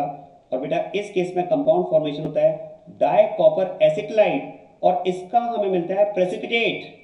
आप ध्यान देना, इसका हमें रेड प्रेसिपिटेट मिलता है, रेड पीपीटी। मतलब एक तरह से आप कह सकते हैं कि acetylene will react with ammoniacal cuprous chloride to give precipitate. अब आप सोचिए, अगर एल्काइन रिएक्ट करके वो प्रेसिपिटेट में कन्वर्ट हो चुका है डाइकॉपर एसिटिलाइट का, और मीथेन और इथीन अगर ये अनरिएक्टेड है, क्योंकि इनमें तो एसिडिक हाइड्रोजन है नहीं, तो फिर ये अनरिएक्टेड अगर है तो फिर तो हम कह सकते हैं कि ये अनरिएक्टेड फॉर्म में मिक्सचर से बाहर आ जाएंगे। मतलब आप कह सकते हैं the compound coming out from the mixture will be methane plus ethene. तो इस केस में क्वेश्चन का आंसर हो जाएगा mixture of methane and ethylene. समझ में आ रहा है? एसिटाइलिन क्यों रुक जाएगा वहीं पर? क्योंकि वो तो अमोनिकल क्यूप्रस क्लोराइड के साथ में एसिड बेस रिएक्शन शो कर देगा। Clear? Next question number 16। Question number 16 पे आप देखो, which reagent is the most useful for distinguishing compound first from the rest of the compounds. देखो कंपाउंड फर्स्ट आपको एल्काइन दिया हुआ है, सेकंड भी एल्काइन है, थर्ड कंपाउंड की अगर बात करें तो third compound is butane alkane और fourth compound is propene alkene. अब आप ध्यान देना बेटा, हमें फर्स्ट कंपाउंड को बाकी थ्री से डिफरेंशिएट करना है। अब देखो फर्स्ट ऑप्शन आपको दिया है एल्कलाइन केमेरोफोर, क्या मैं कह सकता हूं कोल्ड एल्कलाइन केमेरोफोर या तो बेयर्स रिएजेंट। ठीक है, यहां पर अगर मैं एल्कलाइन केमेरोफोर की बात करूं तो कोल्ड एल्कलाइन केमेरोफोर can be used as a test, but वो किसके लिए यूज होता है? As a test for unsaturation. देखो अगर मैं बात करूं कोल्ड एल्कलाइन केमेरोफोर, इससे मैं कोल्ड एल्कलाइन केमेरोफोर कंसीडर करते हुए बात कर रहा हूं, क्योंकि एज अ टेस्ट आप कोल्ड एल्कलाइन केमेरोफोर यूज करते हैं जिसे हम बेयर्स रिएजेंट कहते हैं। तो बेटा फिर तो मैं कह सकता हूं कि इसका यूज तो हम अनसैचुरेशन टेस्ट में करते हैं। It is used as a test for unsaturation. It is used as a test for unsaturation. अब आप सोचिए, फर्स्ट कंपाउंड अनसैचुरेटेड है, सेकंड भी तो अनसैचुरेटेड है, इवन फोर्थ भी अनसैचुरेटेड है।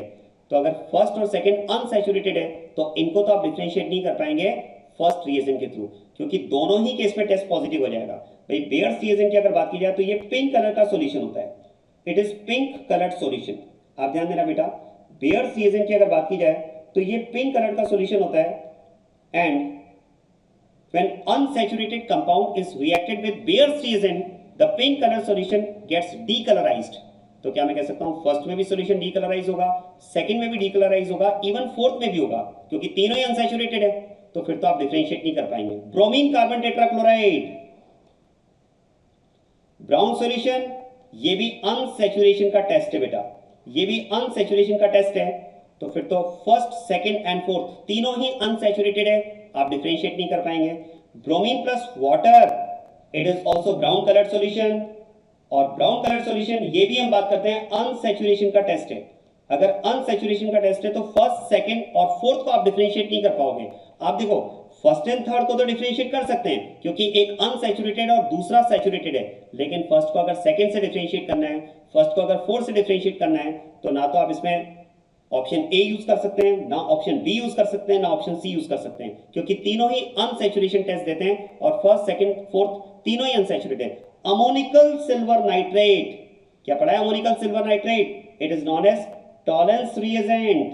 ध्यान देना बेटा, ये तो टॉलेंस रिएजेंट है, और इस केस में मैं कह सकता हूं, जरा ध्यान देना, first compound is terminal alkyne, और क्या मैं कह सकता हूं टर्मिनल एल्काइन हैज एसिडिक और you can say active hydrogen. जरा देखो इसमें hydrogen is bonded with sp carbon, और ध्यान देना टर्मिनल एल्काइन में हम एसिडिक कैरेक्टर की बात करते हैं बेटा, और इसके एसिडिक कैरेक्टर को शो करने के लिए, जैसा कि हमने पहले सोडियम के साथ में रिएक्शन की बात की, इससे पहले हमने क्यूप्रस क्लोराइड और अमोनियम हाइड्रोक्साइड मिक्सचर के साथ में बात की। और ध्यान देना बेटा, अमोनिकल सिल्वर नाइट्रेट की अगर बात की जाए तो it is mixture of silver nitrate and ammonium hydroxide. ध्यान देना बेटा, यहां पर भी कंडीशन एल्कलाइन है। अगर एल्कलाइन है तो फिर तो एसिडिक हाइड्रोजन होने की वजह से ये यहां पर एसिड बेस कर जाएगा, और एसिड बेस करके यहां पर आपको सिल्वर एल्काइनाइड का प्रेसिपिटेट मिलेगा बेटा। यहां पर आपको सिल्वर एल्काइनाइड का प्रेसिपिटेट मिल जाएगा, ये व्हाइट प्रेसिपिटेट मिलता है यहां पर। तो फिर तो मैं कह सकता हूं कि इसका मतलब जिस कंपाउंड में एसिडिक हाइड्रोजन प्रेजेंट है वो टॉलेंस रिएजेंट के साथ में रिएक्ट करेगा, प्रेसिपिटेट फॉर्म करेगा, और वो तो फर्स्ट में ही प्रेजेंट है। देखो सेकंड में एक्टिव या एसिडिक हाइड्रोजन नहीं है, थर्ड में भी एक्टिव एसिडिक हाइड्रोजन नहीं है, फोर्थ में भी नहीं है। इनफैक्ट आप कह सकते हैं terminal alkyne has active or acidic hydrogen, which is the hydrogen bonded with sp carbon. And this type of alkyne having active or acidic hydrogen, you can call it terminal alkyne, will react with ammonical silver nitrate to give white precipitate. तो यहां मैं कह सकता हूं कि first तो ammoniacal silver nitrate के साथ में व्हाइट प्रेसिपिटेट देगा, लेकिन सेकंड, थर्ड एंड फोर्थ नहीं देंगे। तो फर्स्ट को बाकी थ्री से डिफरेंशिएट करने के लिए आप ऑप्शन डी का यूज करेंगे। क्लियर?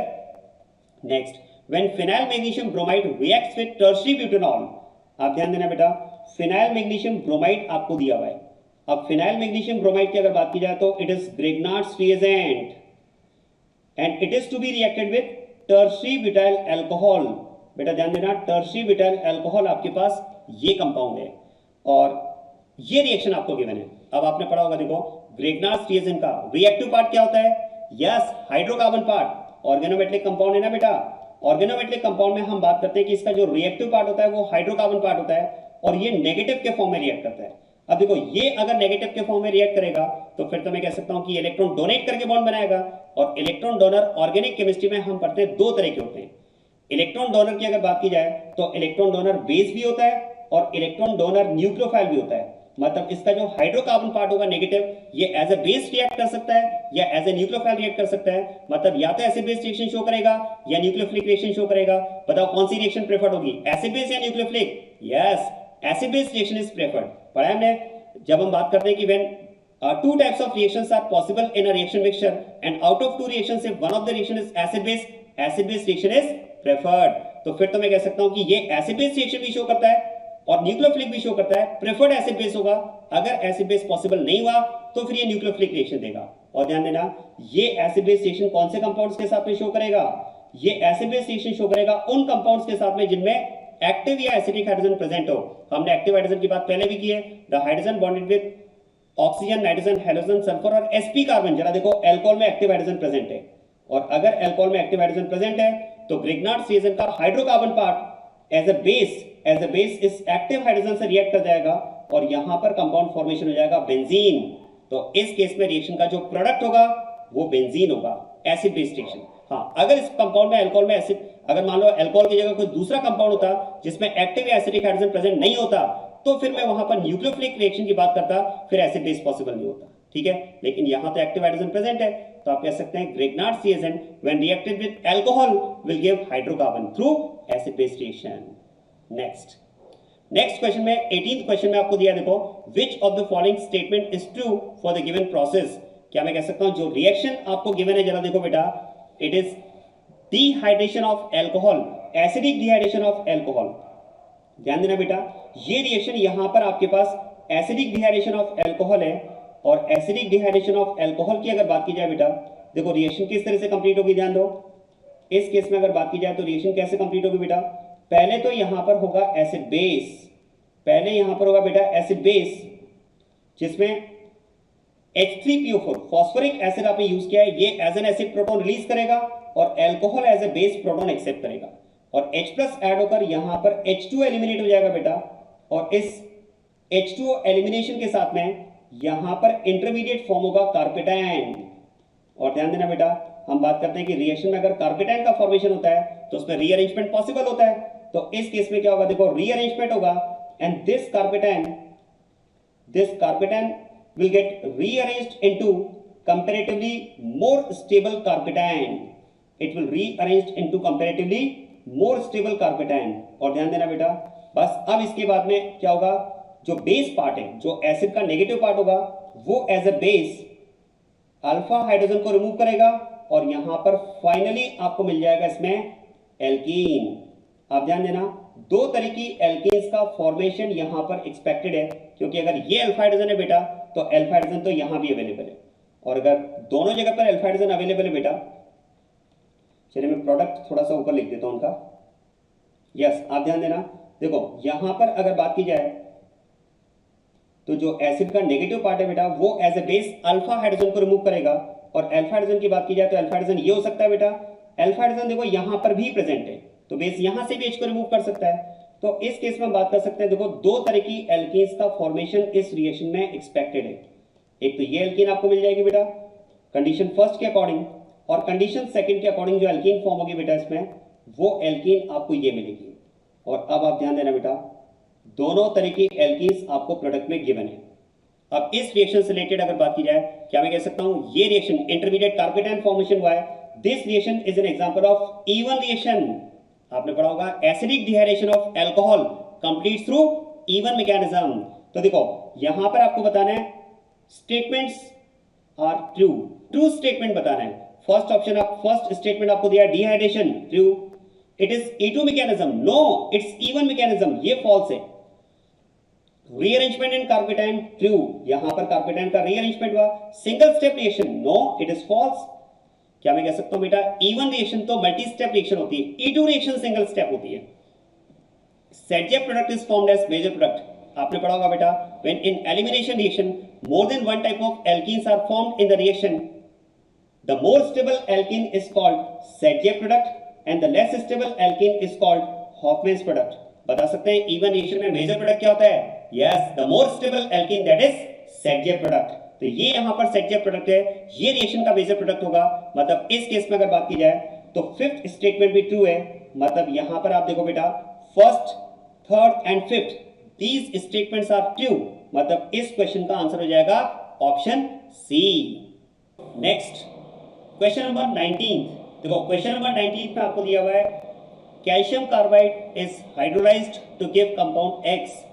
जैसा कि पहले भी रिएक्शंस में आ चुका है, देखो अगर आप कैल्शियम कार्बाइड का हाइड्रोलिसिस करते हैं, अगर आप कैल्शियम कार्बाइड का हाइड्रोलिसिस करते हैं बेटा, तो कंपाउंड X क्या मिलेगा इस केस में? कंपाउंड X तो हो जाएगा इस केस में एसिटाइलिन। कंपाउंड X इसमें हो जाएगा एसिटाइलिन। पढ़ा ना हमने, aluminium carbide gives methane, beryllium carbide on hydrolysis gives methane, calcium carbide gives acetylene, magnesium carbide gives propyne. तो X तो हो जाएगा इसमें एसिटाइलिन।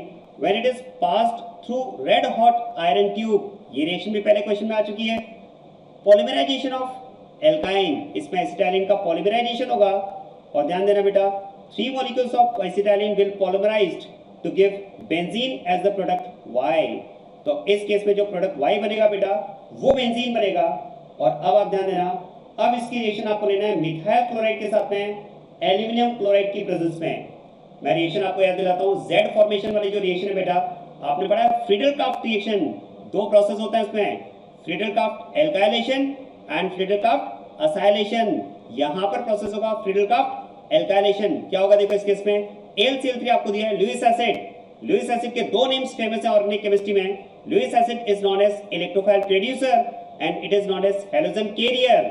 ये क्या करेगा देखो, इस हैलोजन को कैरी कर लेगा और हैलोजन को कैरी करके ये यहां पर फॉर्मेशन करेगा AlCl4 माइनस का।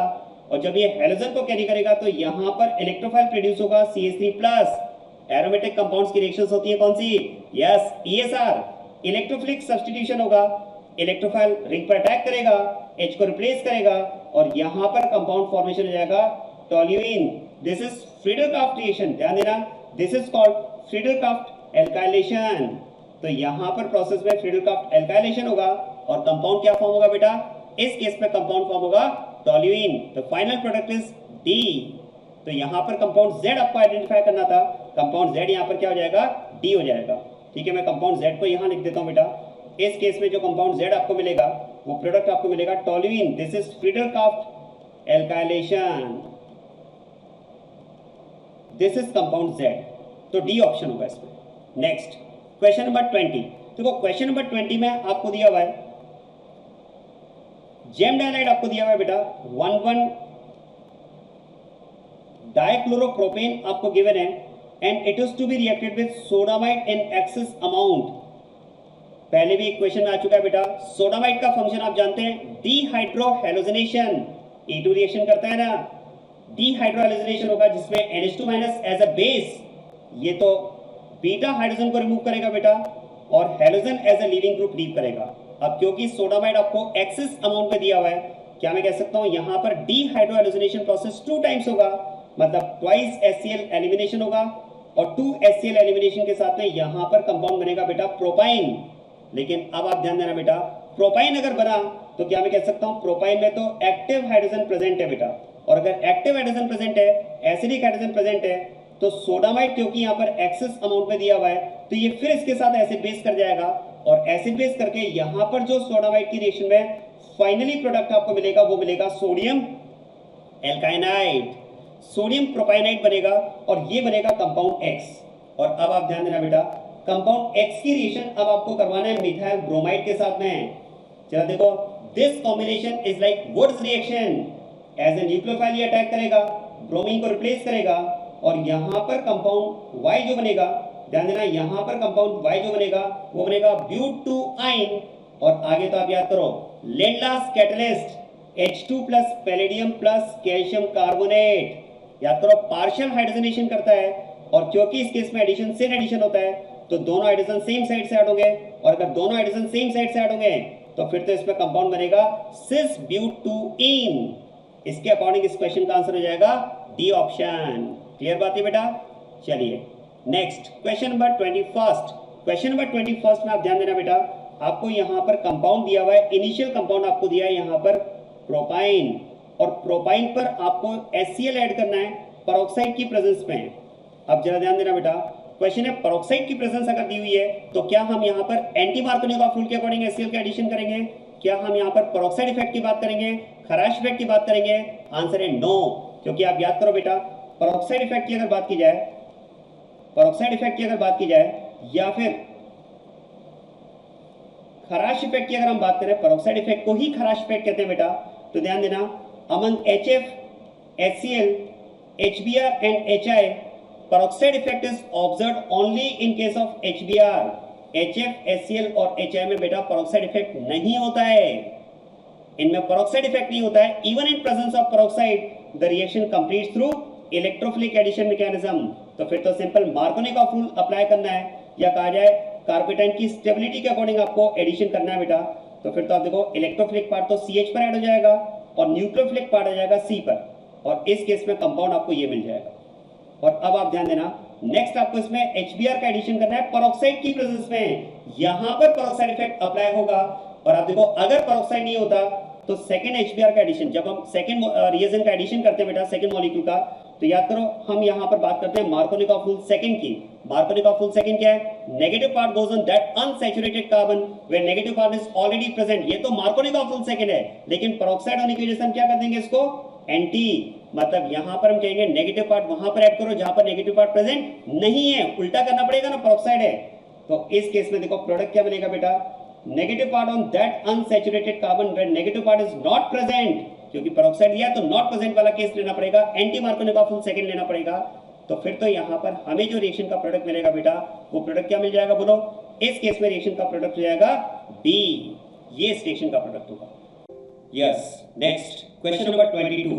देखो क्वेश्चन नंबर 22 में X फॉर्मेशन जो आपको दिया हुआ है उसके लिए रिएक्शन आपको गिवन है, benzene to be reacted with acetic anhydride, benzene is to be reacted with acetic anhydride.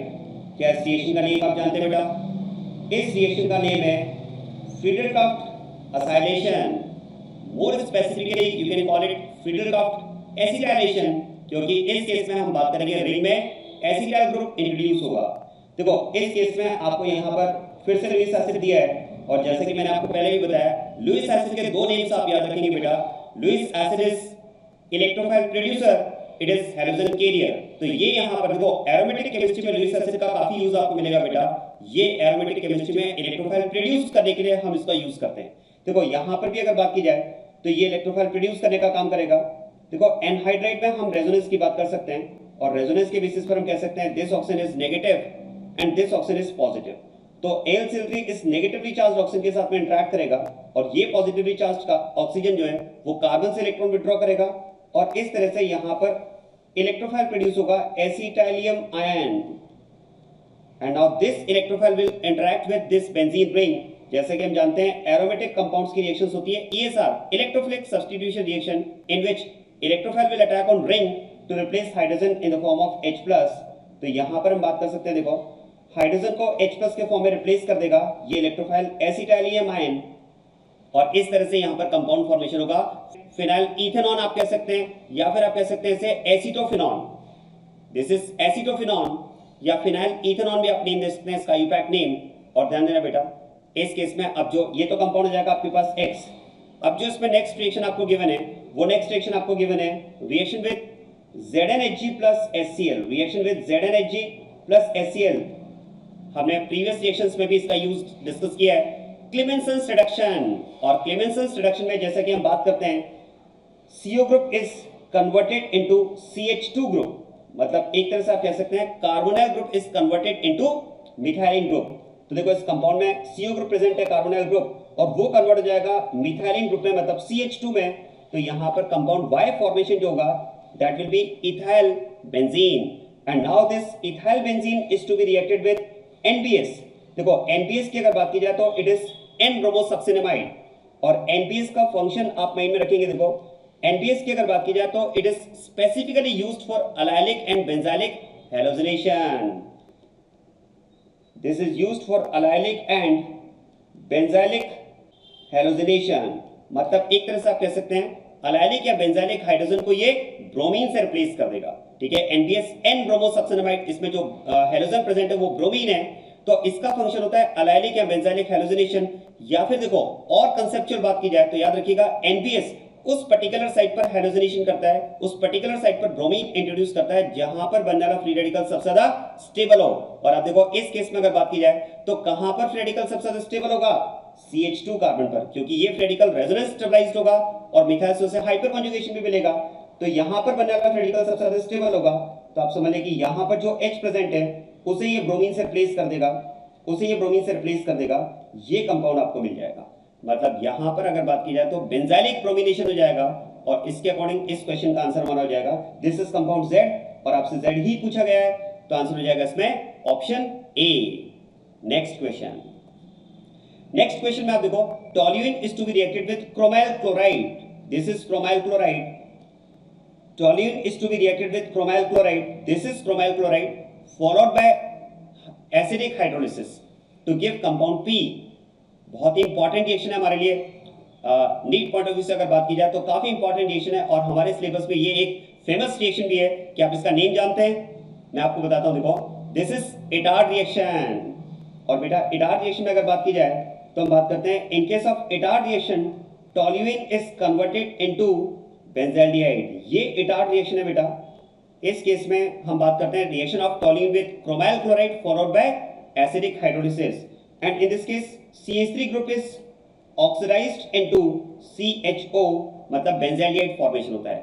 आप याद करें इससे पहले एक केस मैंने आपको और बताया था, अगर आप टोल्यूइन का ऑक्सीडेशन KMnO4 की प्रेजेंस में करेंगे तो याद करो KMnO4 क्या करता है, जिस कंपाउंड में बेंजाइलिक हाइड्रोजन प्रेजेंट है उसे ऑक्सीडाइज कर देता है बेंजोइक एसिड में, मतलब कार्बोक्सिलिक ग्रुप में कन्वर्ट कर देता है उस ग्रुप को।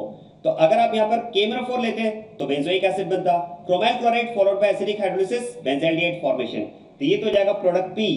Now this product P is to be converted into toluene by using the reagent R, and we have to identify the reagent R। अब आप देखो कंपाउंड P तो हम आइडेंटिफाई कर सकते हैं, अब हमें रिएजेंट R आइडेंटिफाई करना है, और इसका फंक्शन हमें क्या लेना है, CHO को CH3 में कन्वर्ट करना। एक बात सोचिए, अगर CHO ग्रुप CH3 में कन्वर्ट हुआ है तो मुझे तो ऐसा लगता है बेटा यहां पर CO ग्रुप जो है वो फिर से CH2 में कन्वर्ट हो रहा है, और CO को अगर आपको CH2 में कन्वर्ट करना है तो दो फेमस नेम रिएक्शंस हैं, क्लेमेंसन्स रिडक्शन एंड वोल्फ-किर्चनर रिडक्शन। तो आप ध्यान देना बेटा, देखो ऑप्शंस के अकॉर्डिंग बात की जाए तो ऑप्शन ए तो नहीं हो सकता क्योंकि इसमें तो कार्बोक्सिलिक ग्रुप दिया हुआ है। टोल्यूइन कार्बोक्सिलिक ग्रुप में कब कन्वर्ट होता है, जब आप KMnO4 के थ्रू ऑक्सीडाइज करते हैं। सी ऑप्शन भी नहीं हो सकता, बी में एल्डिहाइड है और डी में भी एल्डिहाइड है, तो इसका मतलब बी और डी में पी प्रोडक्ट तो कॉमन आ रहा है, लेकिन अगर मैं रिएजेंट आर की बात करूं तो बी में दिया है H2 प्लस पैलेडियम, ये हम यूज नहीं कर सकते बेटा। H2 प्लस पैलेडियम तो क्या करेगा, एल्डिहाइड को रिड्यूस करेगा अल्कोहल में, हमें अल्कोहल नहीं चाहिए, हमें टोल्यूइन चाहिए। CO ग्रुप को CH2 में कन्वर्ट करना है। जरा देखिए क्लेमेंसन्स रिडक्शन ZnHg प्लस HCl, तो इस क्वेश्चन का आंसर हमारा हो जाएगा D option, this is the correct answer.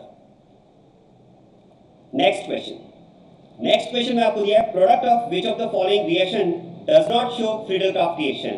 पहले प्रोडक्ट्स की बात करते हैं, फिर बात करते हैं कि कौन सा फ्रीडल-क्राफ्ट रिएक्शन शो नहीं कर पाएगा। देखो फर्स्ट रिएक्शन जो ऑप्शन ए आपको दिया हुआ है, क्या मैं कह सकता हूं, फिर से देखो, फिर से अगर आप ध्यान दें यहां पर तो फिर से इस केस में आपको एरोमेटिक कंपाउंड की रिएक्शन दिखने वाली है, benzene aromatic compound reaction with chlorine, और फिर से आप देखो लुईस एसिड।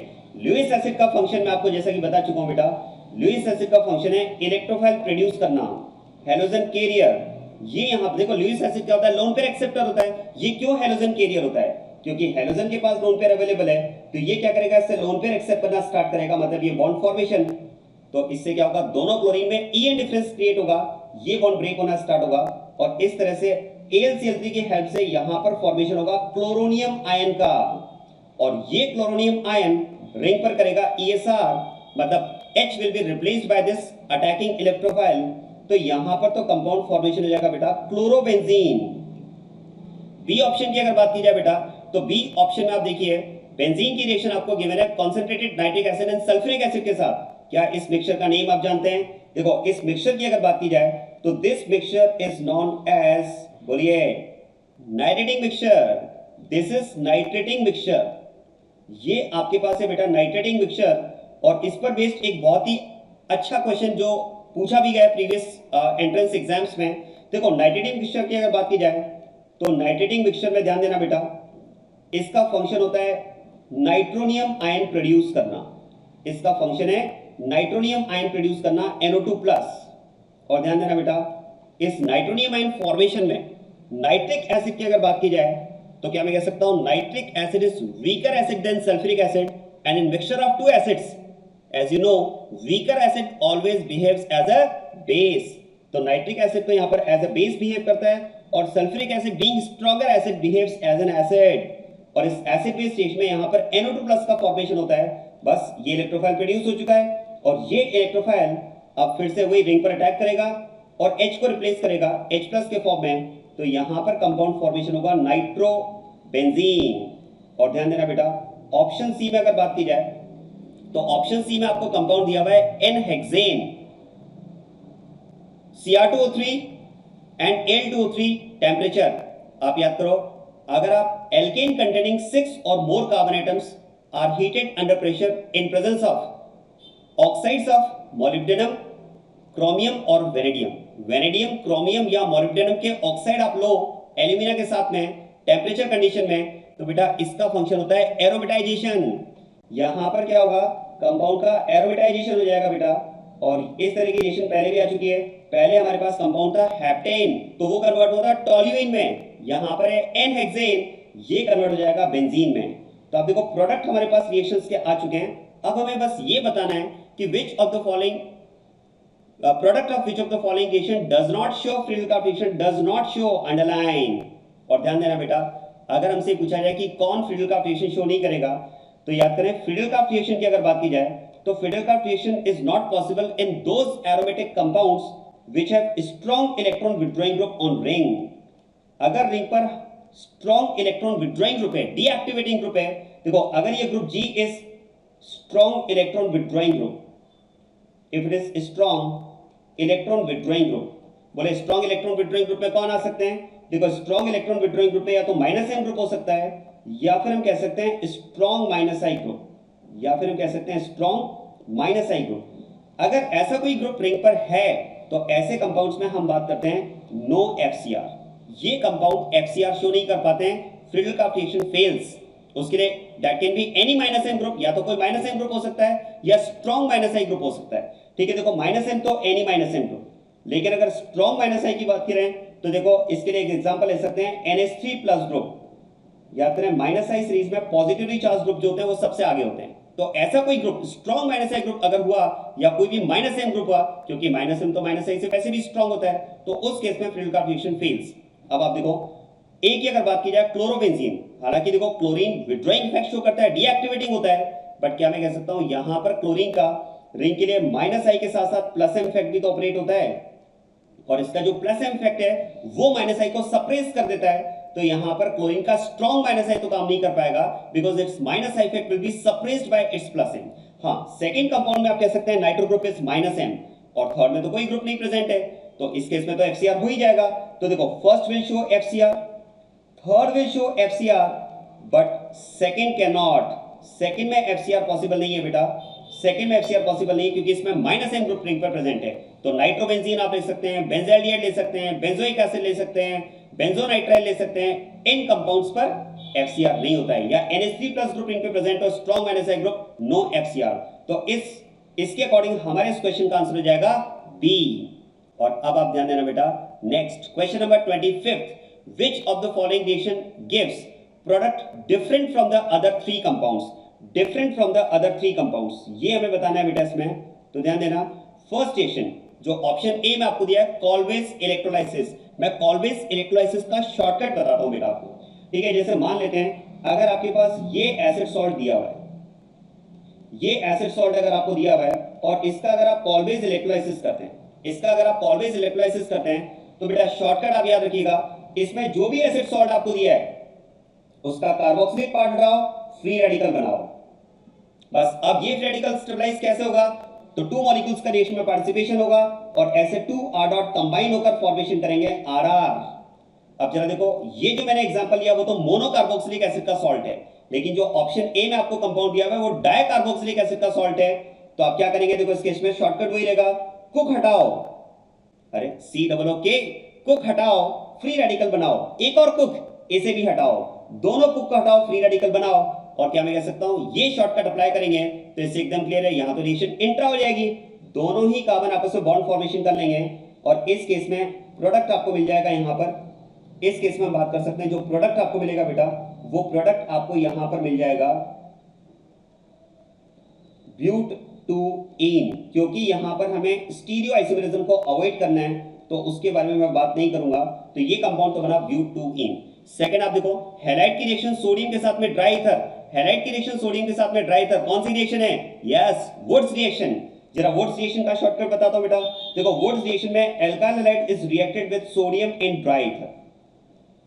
और ध्यान देना बेटा, very very important point, Kolbe's electrolysis और वुड्स रिएक्शन का शॉर्टकट सेम शॉर्टकट, केवल इतना सा डिफरेंस है, वुड्स रिएक्शन में हैलोजन हटाओ, फ्री रेडिकल बनाओ, और कॉल्वेज इलेक्ट्रोलाइसिस में कुक हटाओ, मतलब एसिड सॉल्ट हटाओ, कार्बोक्सिलिक पार्ट हटाओ, फ्री रेडिकल बनाओ। अब यहां भी आर डॉट बना तो टू मॉलिक्यूल्स का पार्टिसिपेशन होगा, आर आर फॉर्मेशन।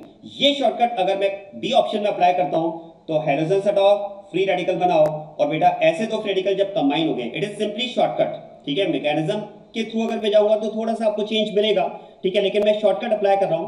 तो इस केस में देखो दोनों हैलोजन हमने हटा दिए, फ्री रेडिकल बना दिए, और ऐसे दो फ्री रेडिकल जब कंबाइन हो गए बेटा तो यहां पर भी प्रोडक्ट आपको मिल जाएगा ब्यूटूइन। थोड़ा सा मैकेनिस्टिक अप्रोच अगर हम रखते हैं तो आपको समझ में आता है इसमें कि पहले यहां पर रिएक्शन एंटर होती है देन इंट्रा, लेकिन शॉर्टकट से आप डायरेक्ट प्रोडक्ट निकाल सकते हैं। तो ये रिएक्शन आपके पास देगी ब्यूटूइन। थर्ड आपको दिया है मैग्नीशियम इन ड्राई ईथर, फिर से वही शॉर्टकट अप्लाई करो, हैलोजन हटाओ, फ्री रेडिकल बनाओ। डाइलाइट के साथ में अगर आपको मेटल दिया हुआ है, आप वही काम करो, हैलोजन हटाओ, फ्री रेडिकल बनाओ, यहां पर दोनों कार्बन आपस में बॉन्ड फॉर्मेशन कर लेंगे इंट्रा, तो यहां पर भी कंपाउंड आपको मिल जाएगा ब्यूटूइन। और अब आप ध्यान देना बेटा, थर्ड केस में अगर बात की जाए तो थर्ड केस में यहां पर आपको फोर्थ केस में डी ऑप्शन में 2-फ्लोरोब्यूटेन आपको दिया हुआ है और एल्कोहलिक एल्कोक्साइड आयन दिया हुआ है।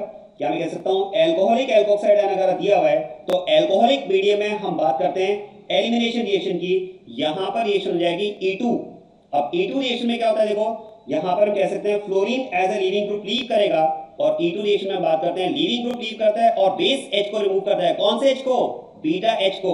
जरा देखो फंक्शनल ग्रुप जिस कार्बन से बॉन्डेड है वो अल्फा कार्बन है, और अल्फा कार्बन के एडजेसेंट में जो कार्बन होगा वो बीटा कार्बन होगा। तो देखो बीटा कार्बन ये भी है बेटा और बीटा कार्बन ये भी है, मतलब बेस यहां पर या इस बीटा हाइड्रोजन को रिमूव कर सकता है और बेस इस बीटा हाइड्रोजन को भी रिमूव कर सकता है। इसका मतलब यहां पर हम कह सकते हैं two types of alkenes are expected to be formed in the reaction. एक तो हम कह सकते हैं यहां पर बन जाएगा बेटा ब्यूटूइन केस फर्स्ट के अकॉर्डिंग, और केस सेकंड के अकॉर्डिंग अगर बात की जाए तो यहां पर प्रोडक्ट बन जाएगा बेटा ब्यूट1इन। अब मुझे यहां पर मेजर प्रोडक्ट की बात करनी होगी, दो तरह के कंपाउंड्स बने हैं। E2 रिएक्शन में मेजर प्रोडक्ट फाइंड करने का एक सीक्वेंस है, बहुत बढ़िया सीक्वेंस है, मैं आपको बताता हूं, कभी भी गलती नहीं होगी। इवन में तो बेटा फिक्स होता है Saytzeff product is formed as major product, लेकिन E2 का मैं आपको शॉर्टकट E2 का मैं आपको सीक्वेंस बता दूं, क्योंकि E2 में जरूरी नहीं है कि सेटजेक ही मेजर हो, हॉफमैन भी मेजर हो सकता है। सीक्वेंस बताता हूं, सबसे पहले तो आपको पता होना चाहिए E2 reaction is anti elimination reaction. तो अगर आपको कंपाउंड स्टीरियो केमिकल फॉर्मूला में दिया हुआ है, मतलब वेज डैश वगैरह सब कुछ शो किया हुआ है, तो उस केस में जब आप एलिमिनेशन करेंगे बेटा तो एलिमिनेशन में आपको ये माइंड में रखना है कि H और लीविंग ग्रुप L जो है वो अपोजिट साइड से जाने चाहिए। मतलब मान लेते हैं वेज डैश फॉर्मूला में अगर आपको कंपाउंड दिया है तो मैं कह सकता हूं कि अगर लीविंग ग्रुप वेस्ट से जा रहा है तो हाइड्रोजन बीटा हाइड्रोजन कहां से जाएगा, डैश अपोजिट साइड से, एंटी एलिमिनेशन होता है, तो आपको एंटी एलिमिनेशन के अकॉर्डिंग ही प्रोडक्ट बनाना पड़ता है। अब डी में तो ऐसा कोई कंपाउंड आपको स्टीरियोकेमिकल फॉर्मूला में दिया हुआ है नहीं, तो सीक्वेंस में एंटी वाला जो कंसेप्ट है उसके अकॉर्डिंग तो हम बात नहीं कर पाएंगे। फिर हम बात करते हैं अटैकिंग बेस।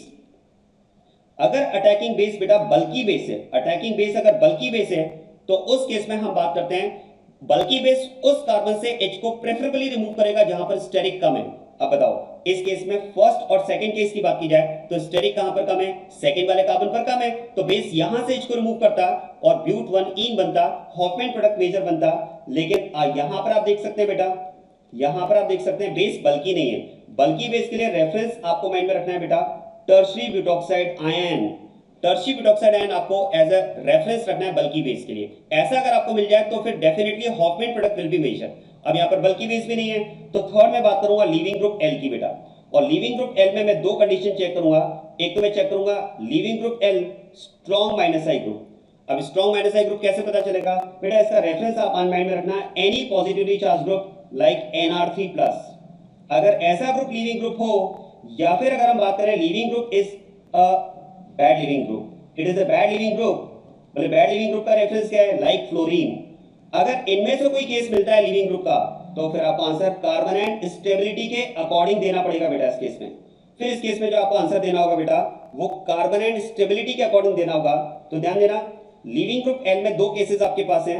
अगर leaving group L is a strong minus I group या फिर leaving group L is a bad leaving group, तो उस केस में आंसर कार्बन एंड स्टेबिलिटी के अकॉर्डिंग जाएगा बेटा। और अगर इनमें से कोई भी केस एप्लीकेबल नहीं है तो फिर आप डायरेक्ट कह सकते हैं सेट जे प्रोडक्ट मेजर होगा।